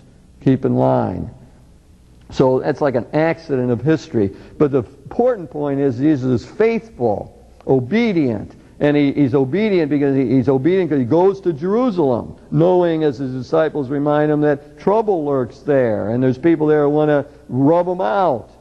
But he's faithful to the mission. He knows he has to preach in Jerusalem. That's where the action is. So he goes there, and knowing that they might apprehend him. So he's faithful at each step, obedient to the will of his Father. Not my will, but thine be done, comes the characteristic phrase. That's the emphasis point. So one of us has been faithful. One of us has been totally obedient right up to death. And in death makes for him his option for God, his commitment to the will of his Father, absolutely irrevocable. That's why he couldn't save us apart from death in Ronner's viewpoint. Because only in death is our option for God irrevocable. Definitive. We can't go back on it. That's what death means. There's no more options to say no to God. We've made one final handing of ourselves over. And how do we know all of this? I mean, what's our sign that this obedient sacrifice of Jesus is accepted? That is the resurrection. God raises the man Jesus to life. His total giving of himself to the Father opens him so completely that grace flows in, that the new life of the Spirit takes him over. He becomes life-giving Spirit for us. So I have the summary. We are saved. This is from Ronner's Foundations of Christian Faith, his great work. We are saved because the man who is one of us, represents us, has been saved by God. Jesus has been saved through his fidelity, thereby making the divine salvific will, that is God's will that's been operative since the very beginning to save us, present in the world, historically, really, and irrevocably. So now that's our great sign, that we claim that God's been trying to save us all along. How do you know that? Our great sign is the resurrection of Jesus. Okay, that's my sort of summary of one aspect of a contemporary theology of salvation. For each of these four sections, I would do something similar, a different aspect of this salvation. Let me just see if anybody wants to ask me anything about that before we make our practical application. Yeah. This is contemporary theology, but is it widely accepted? Because the Augustinian theology is still very, very prevalent, isn't it? Yes. We have competing theology. Definitely. The world of theology, the point made is, isn't Augustinian thought still powerful? The answer is yes. Therefore, don't we have competing theologies? The answer is yes. And we have a pluralism of theologies. There's no doubt about it. And in any area you would give me, I can show you how there's competing viewpoints on it, and there's a lot of nuances about it, and there's absolutely no doubt in large segments of just take Christians in the United States. I mean, apart from the rest of the world, you get the strong evangelical tradition that is still very Augustinian. The language is all on the blood.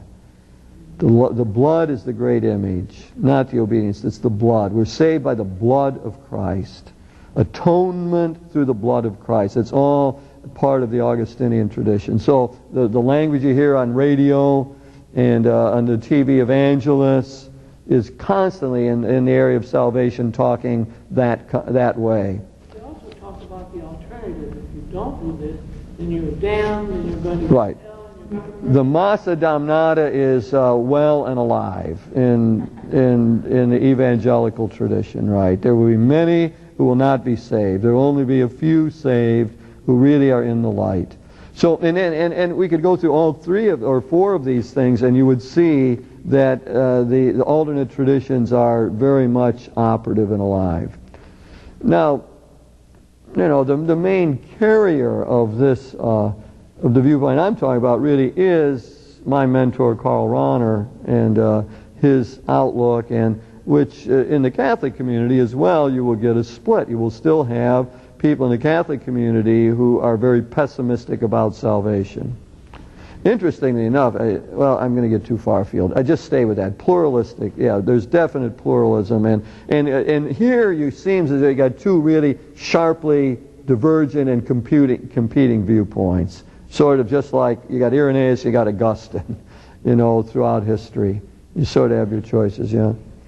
How does contemporary theology fit in scriptures, for instance, like the road is narrow, yeah, the gate is wide to damnation, and where does that all fit in?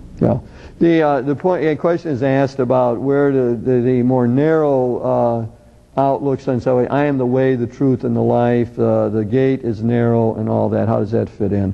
And obviously, when you look in the Bible, you see both elements. What I've done in your notes is I've emphasized one side. I have I left out all the narrow parts, and gave you all the broader optimistic parts. On my fuller notes, my own personal notes, those are all there. Because there are all of those things have to be taken into account. I would say morally, I'm the way, the truth, and the life. There's by no other name are you saved, and you get this all the harsh apocalyptic language. I mean, boy, the people are going to be taken. You're in the field. You're not ready. You're going to be taken, and so on. It's all there. The point is, there's also the other side. The other side is not known as well, but I've put a lot of it in there for you. In your notes, you have a lot of quotes that give the broader, more optimistic outlook on salvation. But there's two strains, absolutely no doubt. And, that's why you'll continue throughout all history, Christian history, to have two outlooks on this thing. And I think a lot of it depends on temperament or training or where one comes down. I don't... Anyway... We'll see if we get to the fourth one. We would talk a lot more about that. But let me see. Yeah. How does Thomas Aquinas fit in this? Yeah, Aquinas still it was very influenced by Augustine, and I think that Aquinas had a more moderating sense of this. Aquinas fundamentally, and his great insight is that human nature is graced. That puts him in strict opposition to the followers of Augustine like John Calvin, who say human nature is essentially depraved. So what Aquinas' great genius was to see that nature and grace interpenetrate one another. Therefore, that gives us a much more positive notion of human nature and of human life, so that all the world is graced. So in Aquinas are the roots of the Rahnerian solution. Aquinas sets it up so that you don't get this sharp dichotomy between body and soul, between nature and grace.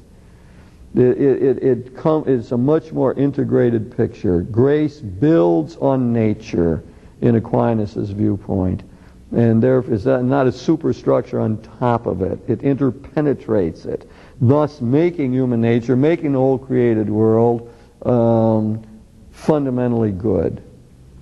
So Aquinas is a big help in all of this, and he had other ways of helping us too, but that's one of the major ways. I was wondering if you could comment on our response to these different ideas, our response to the offer of salvation, or the existence of that opportunity for salvation, and I don't know how far you want to go, but the issue of faith and works. And our response. So the question is asked about our response, and that's a really important question, and might well lead us into the next section here, what I'm thinking of as the practical application. But yeah, our Catholic sense is fundamentally that distinguishing from guilt. Guilt is that I did something wrong, and I committed a sin, and I need healing for that. But shame is the sense that there is something essentially wrong with me, that I am fundamentally inadequate, or I am abidingly unworthy. And I just flashing on a story. I remember giving a talk in some other state to priests, and a priest came up to me and told me how hard it is for him to get up and preach, and he just was so anxious about it, and it's so hard to function as a priest. And we got going in a conversation, and he's got all these anxieties. And then he goes back and he tells me that, I start saying, well, what's behind all this? When did you start feeling like that? And so he goes way back to an incident in his youth when his mother was having a party and she had a lot of her friends there and something, and he did something wrong, and in front of his group she took his pants down and paddled him. And ever since, he's been functioning, it came out in this conversation, with this shame framework. And therefore he always felt inadequate in any situation, especially if he had to get up and talk about the gospel or grace or something. He just couldn't do it. I mean, he'd get clammy over it, and he thought he couldn't stay a priest. So, I mean, that's the kind of thing that we're talking about here in this shame idea. That there's an abiding sense that there's something wrong. Now, I mean, really, that's a very hard thing to get at and so on, because I think there's essentially something correct about that. You know, you ask, well, why do we do that? Well, part of it is because it's true. Because that is that we know that it's not perfect with us. We know that in some way or another, our own heart and our own mind are plagued by distortions. We have this abiding sense of finitude, if nothing else. Abiding sense that I'm limited, I'm a creature. I always go back to that essay by Kierkegaard who said on the edification in knowing that before God we are always in the wrong. He saw it as edifying. And when everyone hears that, they think of it like Roman numeral 1 that I took, guilt. Well, I'm before God, I did something wrong, and therefore but that isn't what Kierkegaard meant. He meant the sense of creaturehood, of finitude, of essential limitation. And that becomes the temptation, is not to be willing to deal with that. That's the temptation in Genesis. The temptation there is to say, okay, if you eat this fruit, then you will be like God and you will know all things. So to go against the divine command is the effort to overcome creaturehood. It's the effort to not accept one's finitude, one's essential limitations. It's like saying, hey, you're not perfect, join the human race. No, but there's this drive in us to be like God. And so that is where I think this sort of an essential shame. I think I was preaching a few weeks ago and I was saying part of what is needed in life is to forgive our friends, our relatives, our loved ones for being human.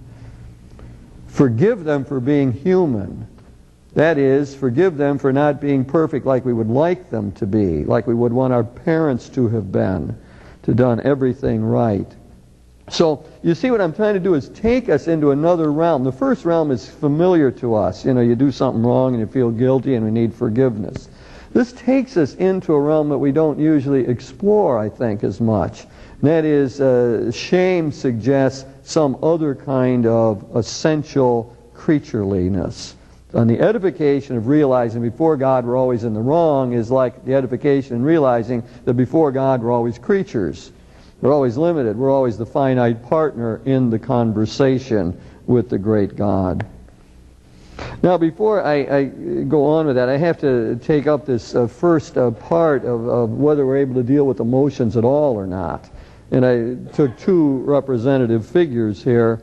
Marcus Aurelius as representing Stoicism. Stoicism was a very important philosophy in the Christian era as Christianity was developing, and even Paul, we know, borrowed some things from Stoic thought. And Marcus Aurelius, it would be one Roman emperor, philosopher.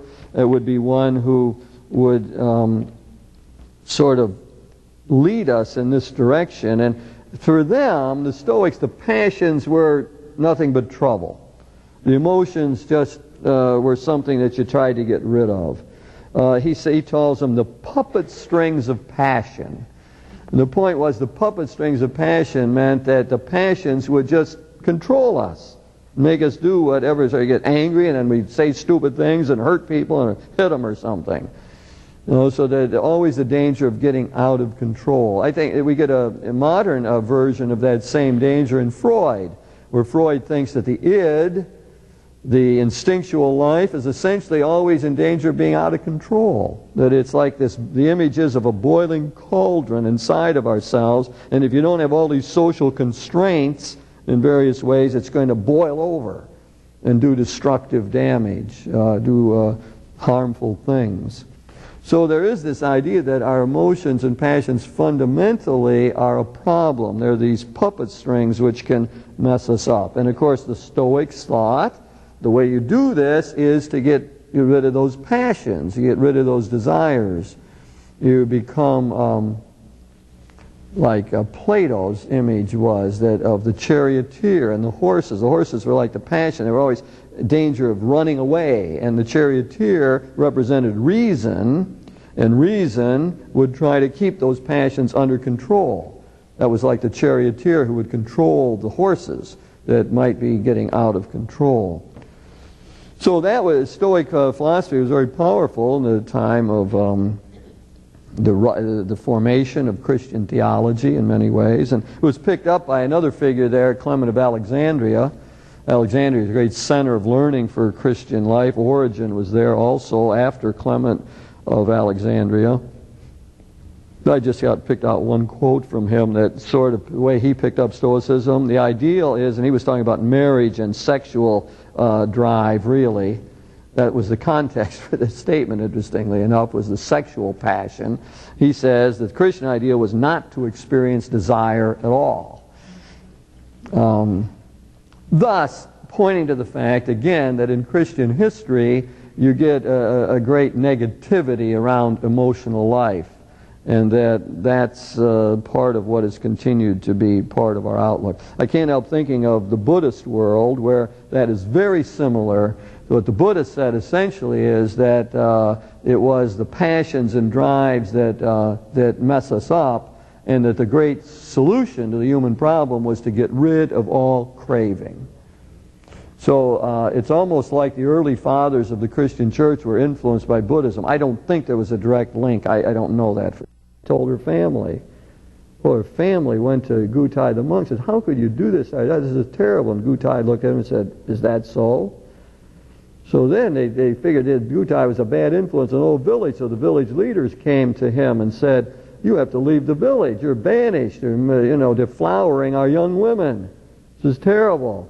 And Gutai looked at him and says, "Is that so?"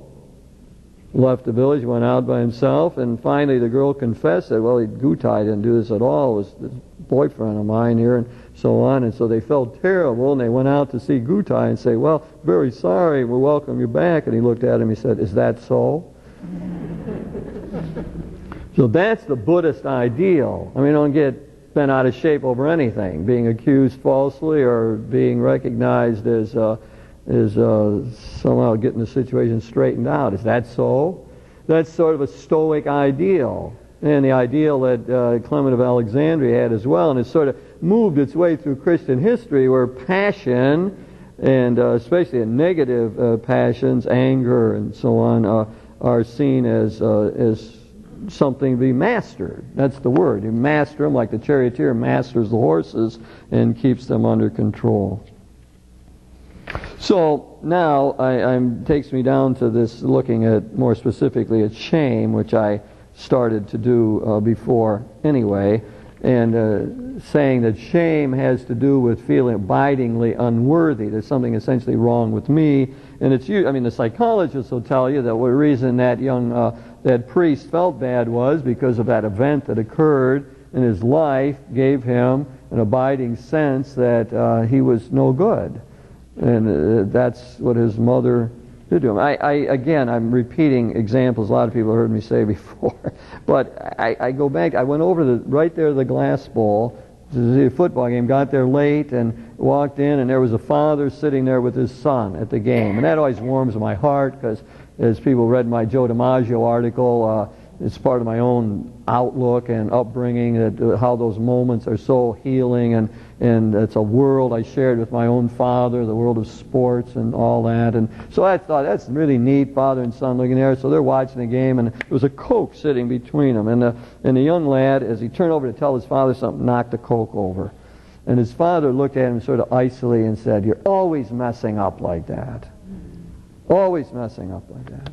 And the kid, and then I saw him, and he didn't say anything, and then when he turned around, I saw a tear coming down. Well, the message, and where so much of this shame gets developed, you're saying, why would one do that? That's in the family setting, and where the kid now thinks, I screw up. That's what I am. That's sort of my essence. I mess up all the time, as my father lets me know in 100 different ways. Thus creating this shame mentality, internalizing negative judgments that come from the outside. Now, when you look at this shame, you can see there's like guilt. You can have good guilt and pathological guilt. So we can have neurotic kind of shame that doesn't make any sense and isn't fit into anything and is a totally inappropriate response to whatever humiliation came one's way in growing up or at any time along life. But there also is this other sense of shame that I think is part of life, that's necessary. That's this creatureliness, and that's what people have so much trouble seeing and analyzing this whole thing. So I don't know if shame is the right word for it, but I know there's something similar to it that I will call essential finitude, essential limitation. We are creatures and we're not God, and dealing with that becomes an important part of how to make it in life. Is somebody trying? Yeah. I had a question about, personally, I'm married to a charioteer, and it seems to be something that our culture values is for the men, of course, to be in charge, to have everything under control, to take, the captain's lead. And what I find is I'm often tempted then, and I know other women are too, to do the expressing for my husband or for other men in my life. Yeah. And what I continually try to remind myself is I'm really doing them a disservice. Because if I'm doing all the emoting, it enables them to continue to take on the role of not. Yeah. Again, maybe, the point is made, and I can generalize it. I mean, she was talking about her own, she happens to have 5 children, and talking about her own husband and so on, and not emoting. And she was giving us what is a standard thing in our culture where very often women are better at expressing emotions and dealing with emotions, and there is sort of the John Wayne complex for men in our culture that says you have to be stoic and strong and freeze-dried and with emotions and so on. I borrowed that image from somebody else. Freeze-dried. Anyway, and talking about, and then the next part of the comment was, well, that is then causes a reaction where she thinks she has to emote for him. Yeah, she has to emote for him then. I mean, she has to try to do all the emotional thing and so on. I think the problem is common. I mean, I'm not so sure about the solution and how many women try to do that. I think, first of all, I mean, we really do have to be careful about stereotyping here, but if I'm sitting in my office and doing marriage counseling and somebody's sitting there and saying, my partner doesn't share emotions, well, my reading is it's about 90-10. That person talking is the wife saying that my partner doesn't share emotions. So that would be my own anecdotal experience to sort of back up your point. And I think that the essential answers to that come in overcoming the stoicism and the influence of the early fathers and seeing the emotions in a healthier way. In other words, it isn't. I mean, if it's right that the right thing to do is to master emotions, that is the right human thing to do, then we'd probably say, well, your husband's on target and you got a big problem. Get yourself under control. Yeah, I'm sure that's what he tells you, yeah. Sure. I mean, you got a problem and you better start to control it and keep those emotions in check. And I mean, so if you buy into that Clement of Alexandria's bit and a lot of the outlook, that's probably where you go. If mastery is the goal of emotion, But I think it's an important point, and I don't want to just dismiss that as, I don't want to just take your side against your husband immediately. But but I think it's important to realize there's another approach to it, to what you do with emotion. And again, borrowing, the word here would be not master, but befriend. It's like Cardinal Bernardine said as he was getting near the end of his life, what he wanted to do is befriend death. Befriend all the fears around death. Now that's a very different image than mastery, the charioteer.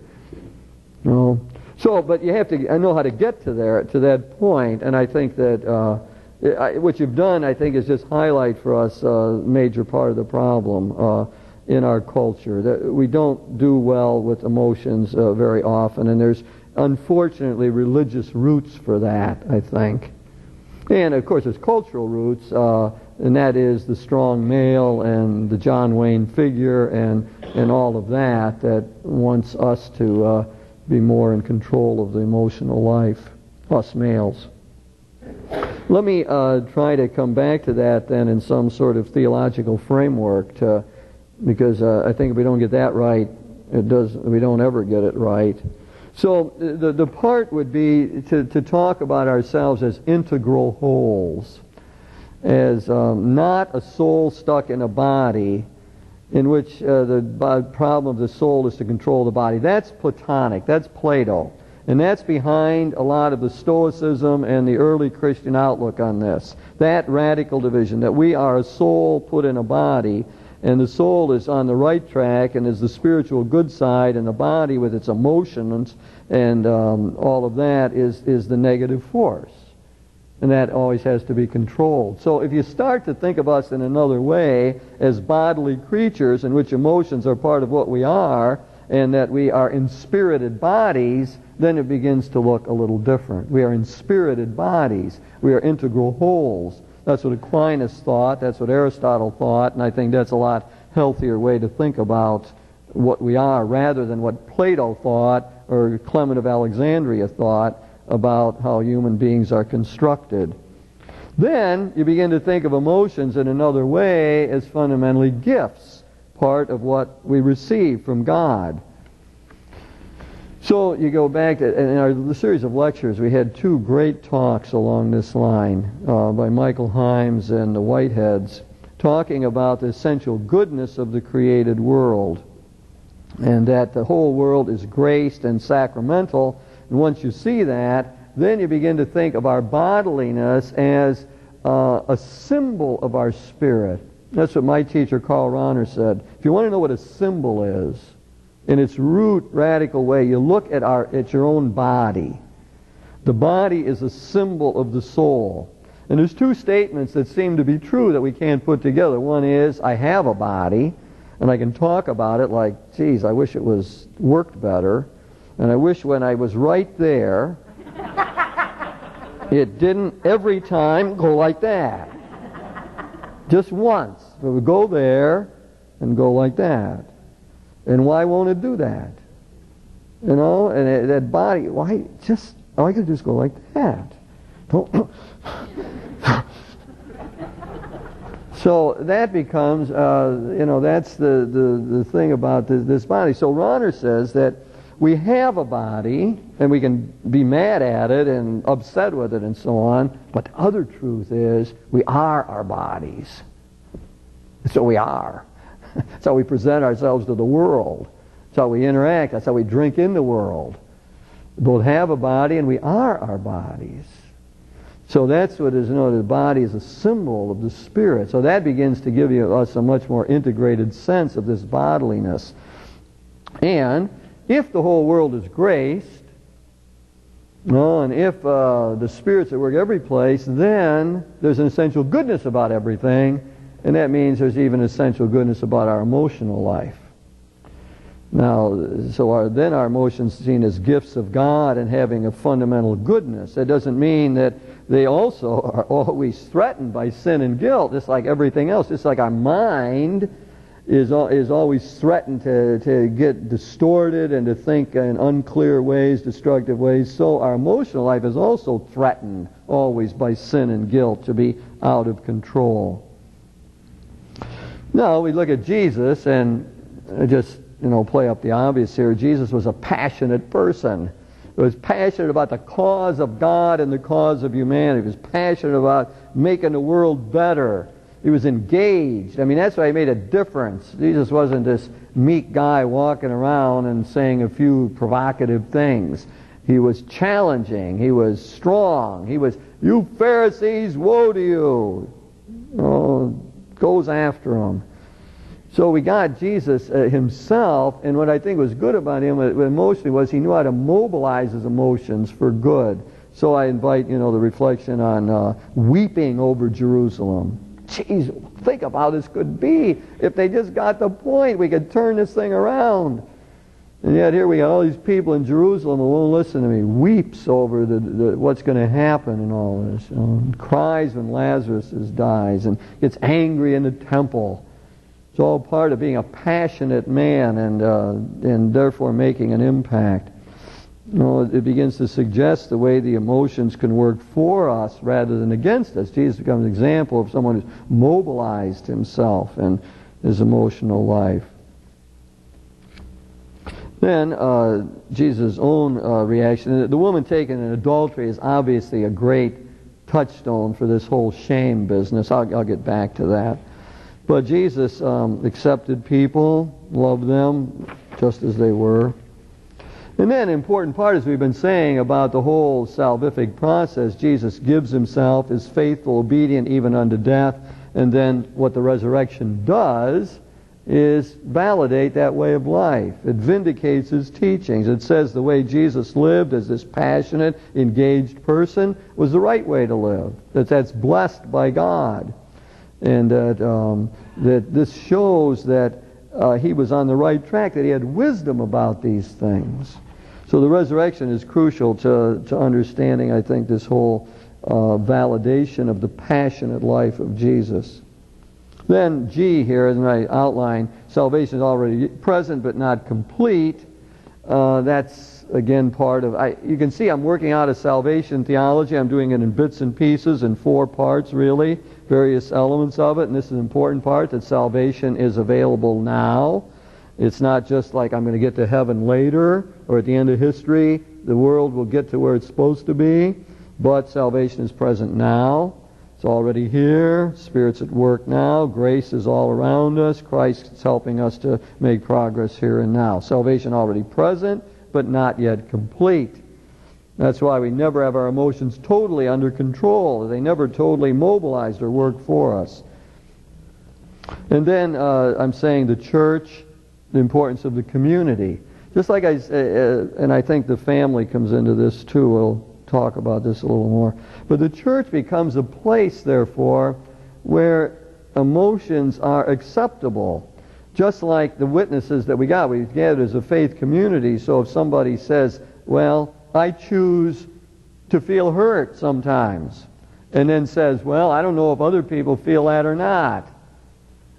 And then that was perfect. And everyone said, well, do I ever do that? Do I ever choose to be hurt? I'm hurt. Is there a choice element in it? Well, what happens in the faith community when you have open conversation like that and sharing what we're about is a lot of time it resonates. And we realize that, well, we're not alone in this struggle to deal, in this case, with finitude, creatureliness, shame, abiding unworthiness, poor choices. We're not alone in that. And there's a great strength in that. I mean, just to have somebody say that, I choose to be hurt. I mean, it's just, then everyone can stop and think, well, I don't choose to be hurt, but boy, I do choose to be angry. Or I do choose to be jealous, or I do choose to be upset. Whatever it is. So what I'm saying is that when you gather in a faith community, in a church, it allows us to be human, to be what we are, and then there's kindred spirits that we find. Well, maybe some people are saying, What's she talking about, choosing to be hurt? I don't get it. Well, it's fine, but maybe someone else says something, you say, oh yeah, I got that. I got a husband as a charioteer, or whatever the other remark made. So it's just good. The church is a community that it allows us, because it says we're loved by God, to face that and to be ourselves. And I think a lot of times, I know a priest who's very good at just allowing people to be weak, allowing people to be very vulnerable.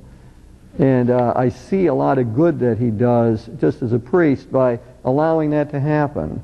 I watch people interact with him, and he frees people up to be vulnerable. He allows them to do anything. And I think it's because his own humanness, his own weakness is just really evident. And it frees other people. So that's a great ministry that he does, it seems to me. It's part of what church should be doing.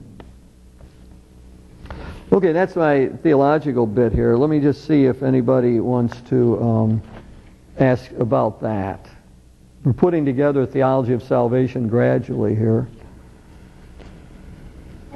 Yeah? I'm confused. You're not allowed to be confused in here. Okay. Well, I choose to be confused. That's unacceptable. Go ahead. How should you be? I mean, for example, on the choice, you're saying to befriend your emotions, and then you're indicating that we should really choose to conquer our emotions. Well, I don't know. Let's get to that. I think we're not there yet. We're not to practical advice, what we're going to do. We're I choose to wait, okay. Yeah. I mean, I would like to try to do that, but I mean, I'm trying to set a framework at this point as to how we would approach that, what theology guides us in trying to figure out what to do with our emotions. Certainly, the theology, immediately tells us that we don't just want to be Stoics, where the emotions are considered to be totally negative. I mean, that's clear as a starting point. That if you buy into this theology, then you got to do something else with emotions than just consider them to be troublesome and in the way. Now, where we go from there is another story. But let's see. I mean, you might have the same confusion after we do the practical section. I don't know, but let's see. Yeah. I think this based on what you've been talking about. I think an event happened, and my response is that I'm hurt, or I'm angry, or I might see humor in it. And the choice might be not to choose to stay angry. Mm-hmm. But I think the emotion does happen. Mm-hmm. It's different for each person. It might be different for each person seeing or experiencing the event. Mm-hmm. But it's going to happen. I mean, emotions come willy-nilly, right? Yeah. I mean, some event happens, you get mad. I mean, you didn't like, it's just there. Do you want to spend the whole day? Yeah, then what do you want to do with it? Yeah. Right. What do you want to do at that point? And do you really have choices, or are you just going to be angry all day long, whether you want to or not? I mean, I think one viewpoint would be, well, I don't have any choice. I'm upset, and I'll be upset for the next 3 days. That's just how I am. That's one sort of option. Who didn't get a chance yet? I think of your example of the chariot, or the horses.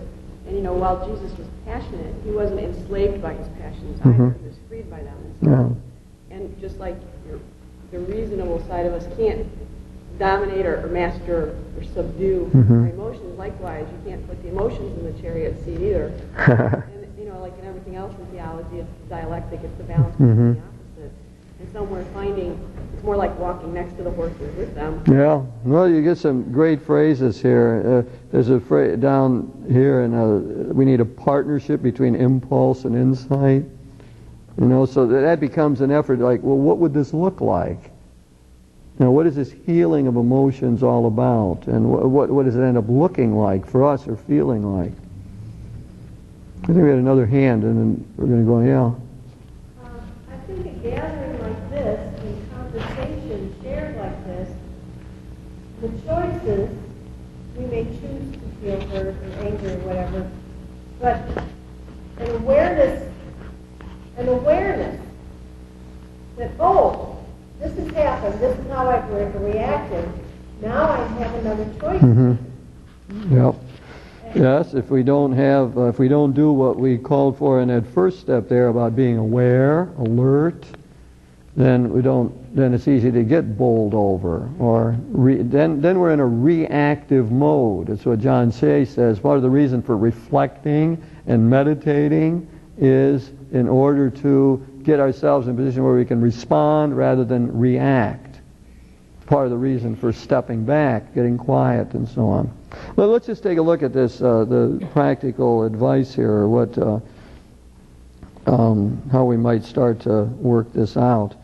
First, I'm trying to deal with emotions in general, and people who are looking for some scripture passages might try the anger scene. If I was going to read it in the temple, I would do John, and where John's portrayal of it, which I think gives us a little more grist to reflect on. Jesus' anger in the temple. Then, trying to counter some of the mere stoicism, trying to see a more positive role of emotions, how they do work for us, everyone. Strong desires arouse us to adventuresome activities. The passion people feel will often get them off dead center. I really feel strongly I want to accomplish something, therefore I'm going to go back to school. And I'm afraid to go back to school, but I'm going to do it because I got this strong desire.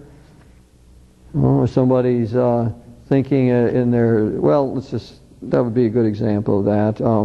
They help maintain our commitments, so that to feel passionate about a promise we made, to feel engaged in the activity, that it somehow energizes us, all that helps us maintain our promises and keep our commitments. Then the emotions, I suggest, are illuminating. They reveal things. They tell us things. And here are just some. Fear alerts us to potential threats. Guilt reminds the need for forgiveness. Anger can uncover injustice. We're angry at what's happening in Kosovo. And therefore that anger moves us to do something about it. Depression warns us that maybe life is too stressful. There's things that we have to straighten out. Someone's feeling jealous in a marital situation. It might point to a real problem. Apathy, feeling apathetic, suggests that we need more meaning in our lives. So the point is that to remind us that emotions aren't just negative things and out of control, but they're helpful. They're good. They do good things. It's not just that we say they're graced, but you can actually look and see ways in which our emotions work for us, even maybe without much effort on our part. Then we get the counterpoint to the Platonic, Stoic, Clementine approach to all of this and say, let's think of it another way, of embracing the emotions or befriending them. And then what would that look like? How do friends interact? And then we should neither deny our emotions or abandon ourselves to them. That's one of the points made before. That we can't just let the passions be the charioteer and run the whole thing. So that if we do start to think of emotions in another way, having a positive role in how we're going to befriend them instead of just seeing them as our enemies and embrace them, then there is an interplay that goes on. I'm suggesting here a partnership between insight, which represents reason, and impulse, which represents all of our emotional life, the things that happen spontaneously to us, a partnership. And then something that I always think is important to realize, whether our responses are appropriate or inappropriate. So, if someone is hurt over all day long for a very slight word, then you say that's an inappropriate response. And the value of knowing that is that then it takes us back, well, why am I this upset over this seemingly innocuous comment? Why would I get that upset? Now, maybe I have to go back and say, well, maybe it's because I don't think that person respects me to begin with. And so that one slight comment is representing to me a whole field of meaning which they don't really respect me. Well, now I start to get at a better sense of why I'm so bent out of shape over this particular comment here. Or it can point back to a lack of self-esteem or this abiding sense of unworthiness. That's what it is. It just triggers and convinces me once more that I really don't measure up. So that's why this seemingly innocuous remark has set me off. It just is a reminder of what I feel as I walk around this earth, like I don't fit in. Like I can't really measure up. I can't really be part of all of this. So that's why I say it's important to distinguish. I mean, a lot of people don't like D. They'll say, well, you can't make judgments about feelings. Feelings just are. That's a common thing you hear these days. Feelings just are. Don't make judgments. Don't judge feelings. Well, I don't agree with that. I think it's very important to make judgments about feelings, to see if they're appropriate or not. And if we're appropriately angry over Kosovo, then maybe we do something about it. And if we're inappropriately angry, then we have to get at the root cause so we don't walk around always getting angry over small matters. Then I'm taking us back to this particular question of shame, which takes us to finitude and creaturehood and embarrassment and so on. So the story that I like to think of here is the woman taken in adultery. Now, I mean, you can't find it's a great shameful situation. So here this woman, she's put in the middle, it says, in the scripture. She's put in the center, which suggests you had a group around something like this. She's put in the center, it's the first thing, and now we're in the temple area where this is occurring, so she's brought forth right in a sacred public spot, and she's there alone. And her partner isn't there. So now she's probably feeling abandoned as well as everything else. So you talk about a shameful situation, and she's surrounded by all men. And accused publicly now. So what does Jesus do? Well, he gets rid of the group. I mean, one by one, they walk off, does this thing in the ground, and they walk off. Well, I mean, what would you get out of that? Well, you can take a lot of different directions. I mean, one thing you might say is that the problem with shame is we internalize the negative judgments of the others. There's a lot of things in the culture like that. And we live in a homophobic culture, so what does that do to gay people? Well, we live in a culture that prizes youth. What does that do to old people? So part of Jesus dismissing the people, it's like a countercultural move. It's like relativizing the messages that are coming from the outside. He's relativizing those cultural messages. It says you're no good for whatever the reason is, because you don't measure up to some standard of beauty, or you aren't as smart as other people, or you don't talk the way other people do, whatever it is. It relativizes those public cultural messages. He dismisses that, gets rid of it. So that's one thing to think about, and where would that take us? Well, it takes us, how much have I internalized that doesn't make any sense from the culture? So I'm able to then maybe think through it and get past some of that. And then he speaks to the woman. And it's not just, you notice, it's fine. Okay, see ya. They're all gone. Who's going to throw the stone out? Nobody's going to cast the first stone. See you, bye. They didn't like that, is it? He said, who condemns you? No one. Nor do I. I don't condemn you. Accept you as a human being. Accept you as a person. But now go and sin no more. There's another step to it. There's a response. It's part of my bit about, this bit, we don't just say this isn't a non-judgmental thing, but Jesus says, you have to make some reforms in your own life here. No, so what's the wisdom of that? So now maybe the woman takes his advice and she's lives by higher standards, or is less promiscuous, or whatever her problem was, and then she begins to feel better about herself, and she begins to have a greater sense of worth. And so maybe his invitation to her, go and sin no more, is just exactly part of the healing that she needed in this healing of this emotion of shame and maybe guilt that she would be feeling. It's sort of fun to think about the stories of Jesus like this. I mean, I get a lot of that from John Shea. It's just sort of fun to read them, and you don't need a commentary, or you don't need a scholar. You can just say, well, what's happening here? I mean, I have no idea if that's what I just said is anywhere on target, but it's like an invitation to everybody to think, well, what does that mean that he dismissed the crowd? Maybe somebody's got a different interpretation of it. But the point is to let the story work on us, let the story touch our imagination, and in this case to see what it would say to us about shame and emotion. Then I'm going back to some of the stories I used at the beginning there. The priest paddled by his mother. And the great importance of family setting, where where any people who have problems with shame probably comes from there. So someone's mother is always telling them that, well, you do it this way, do it that way, you don't do that right. So that it becomes an abiding sense that I don't do it right.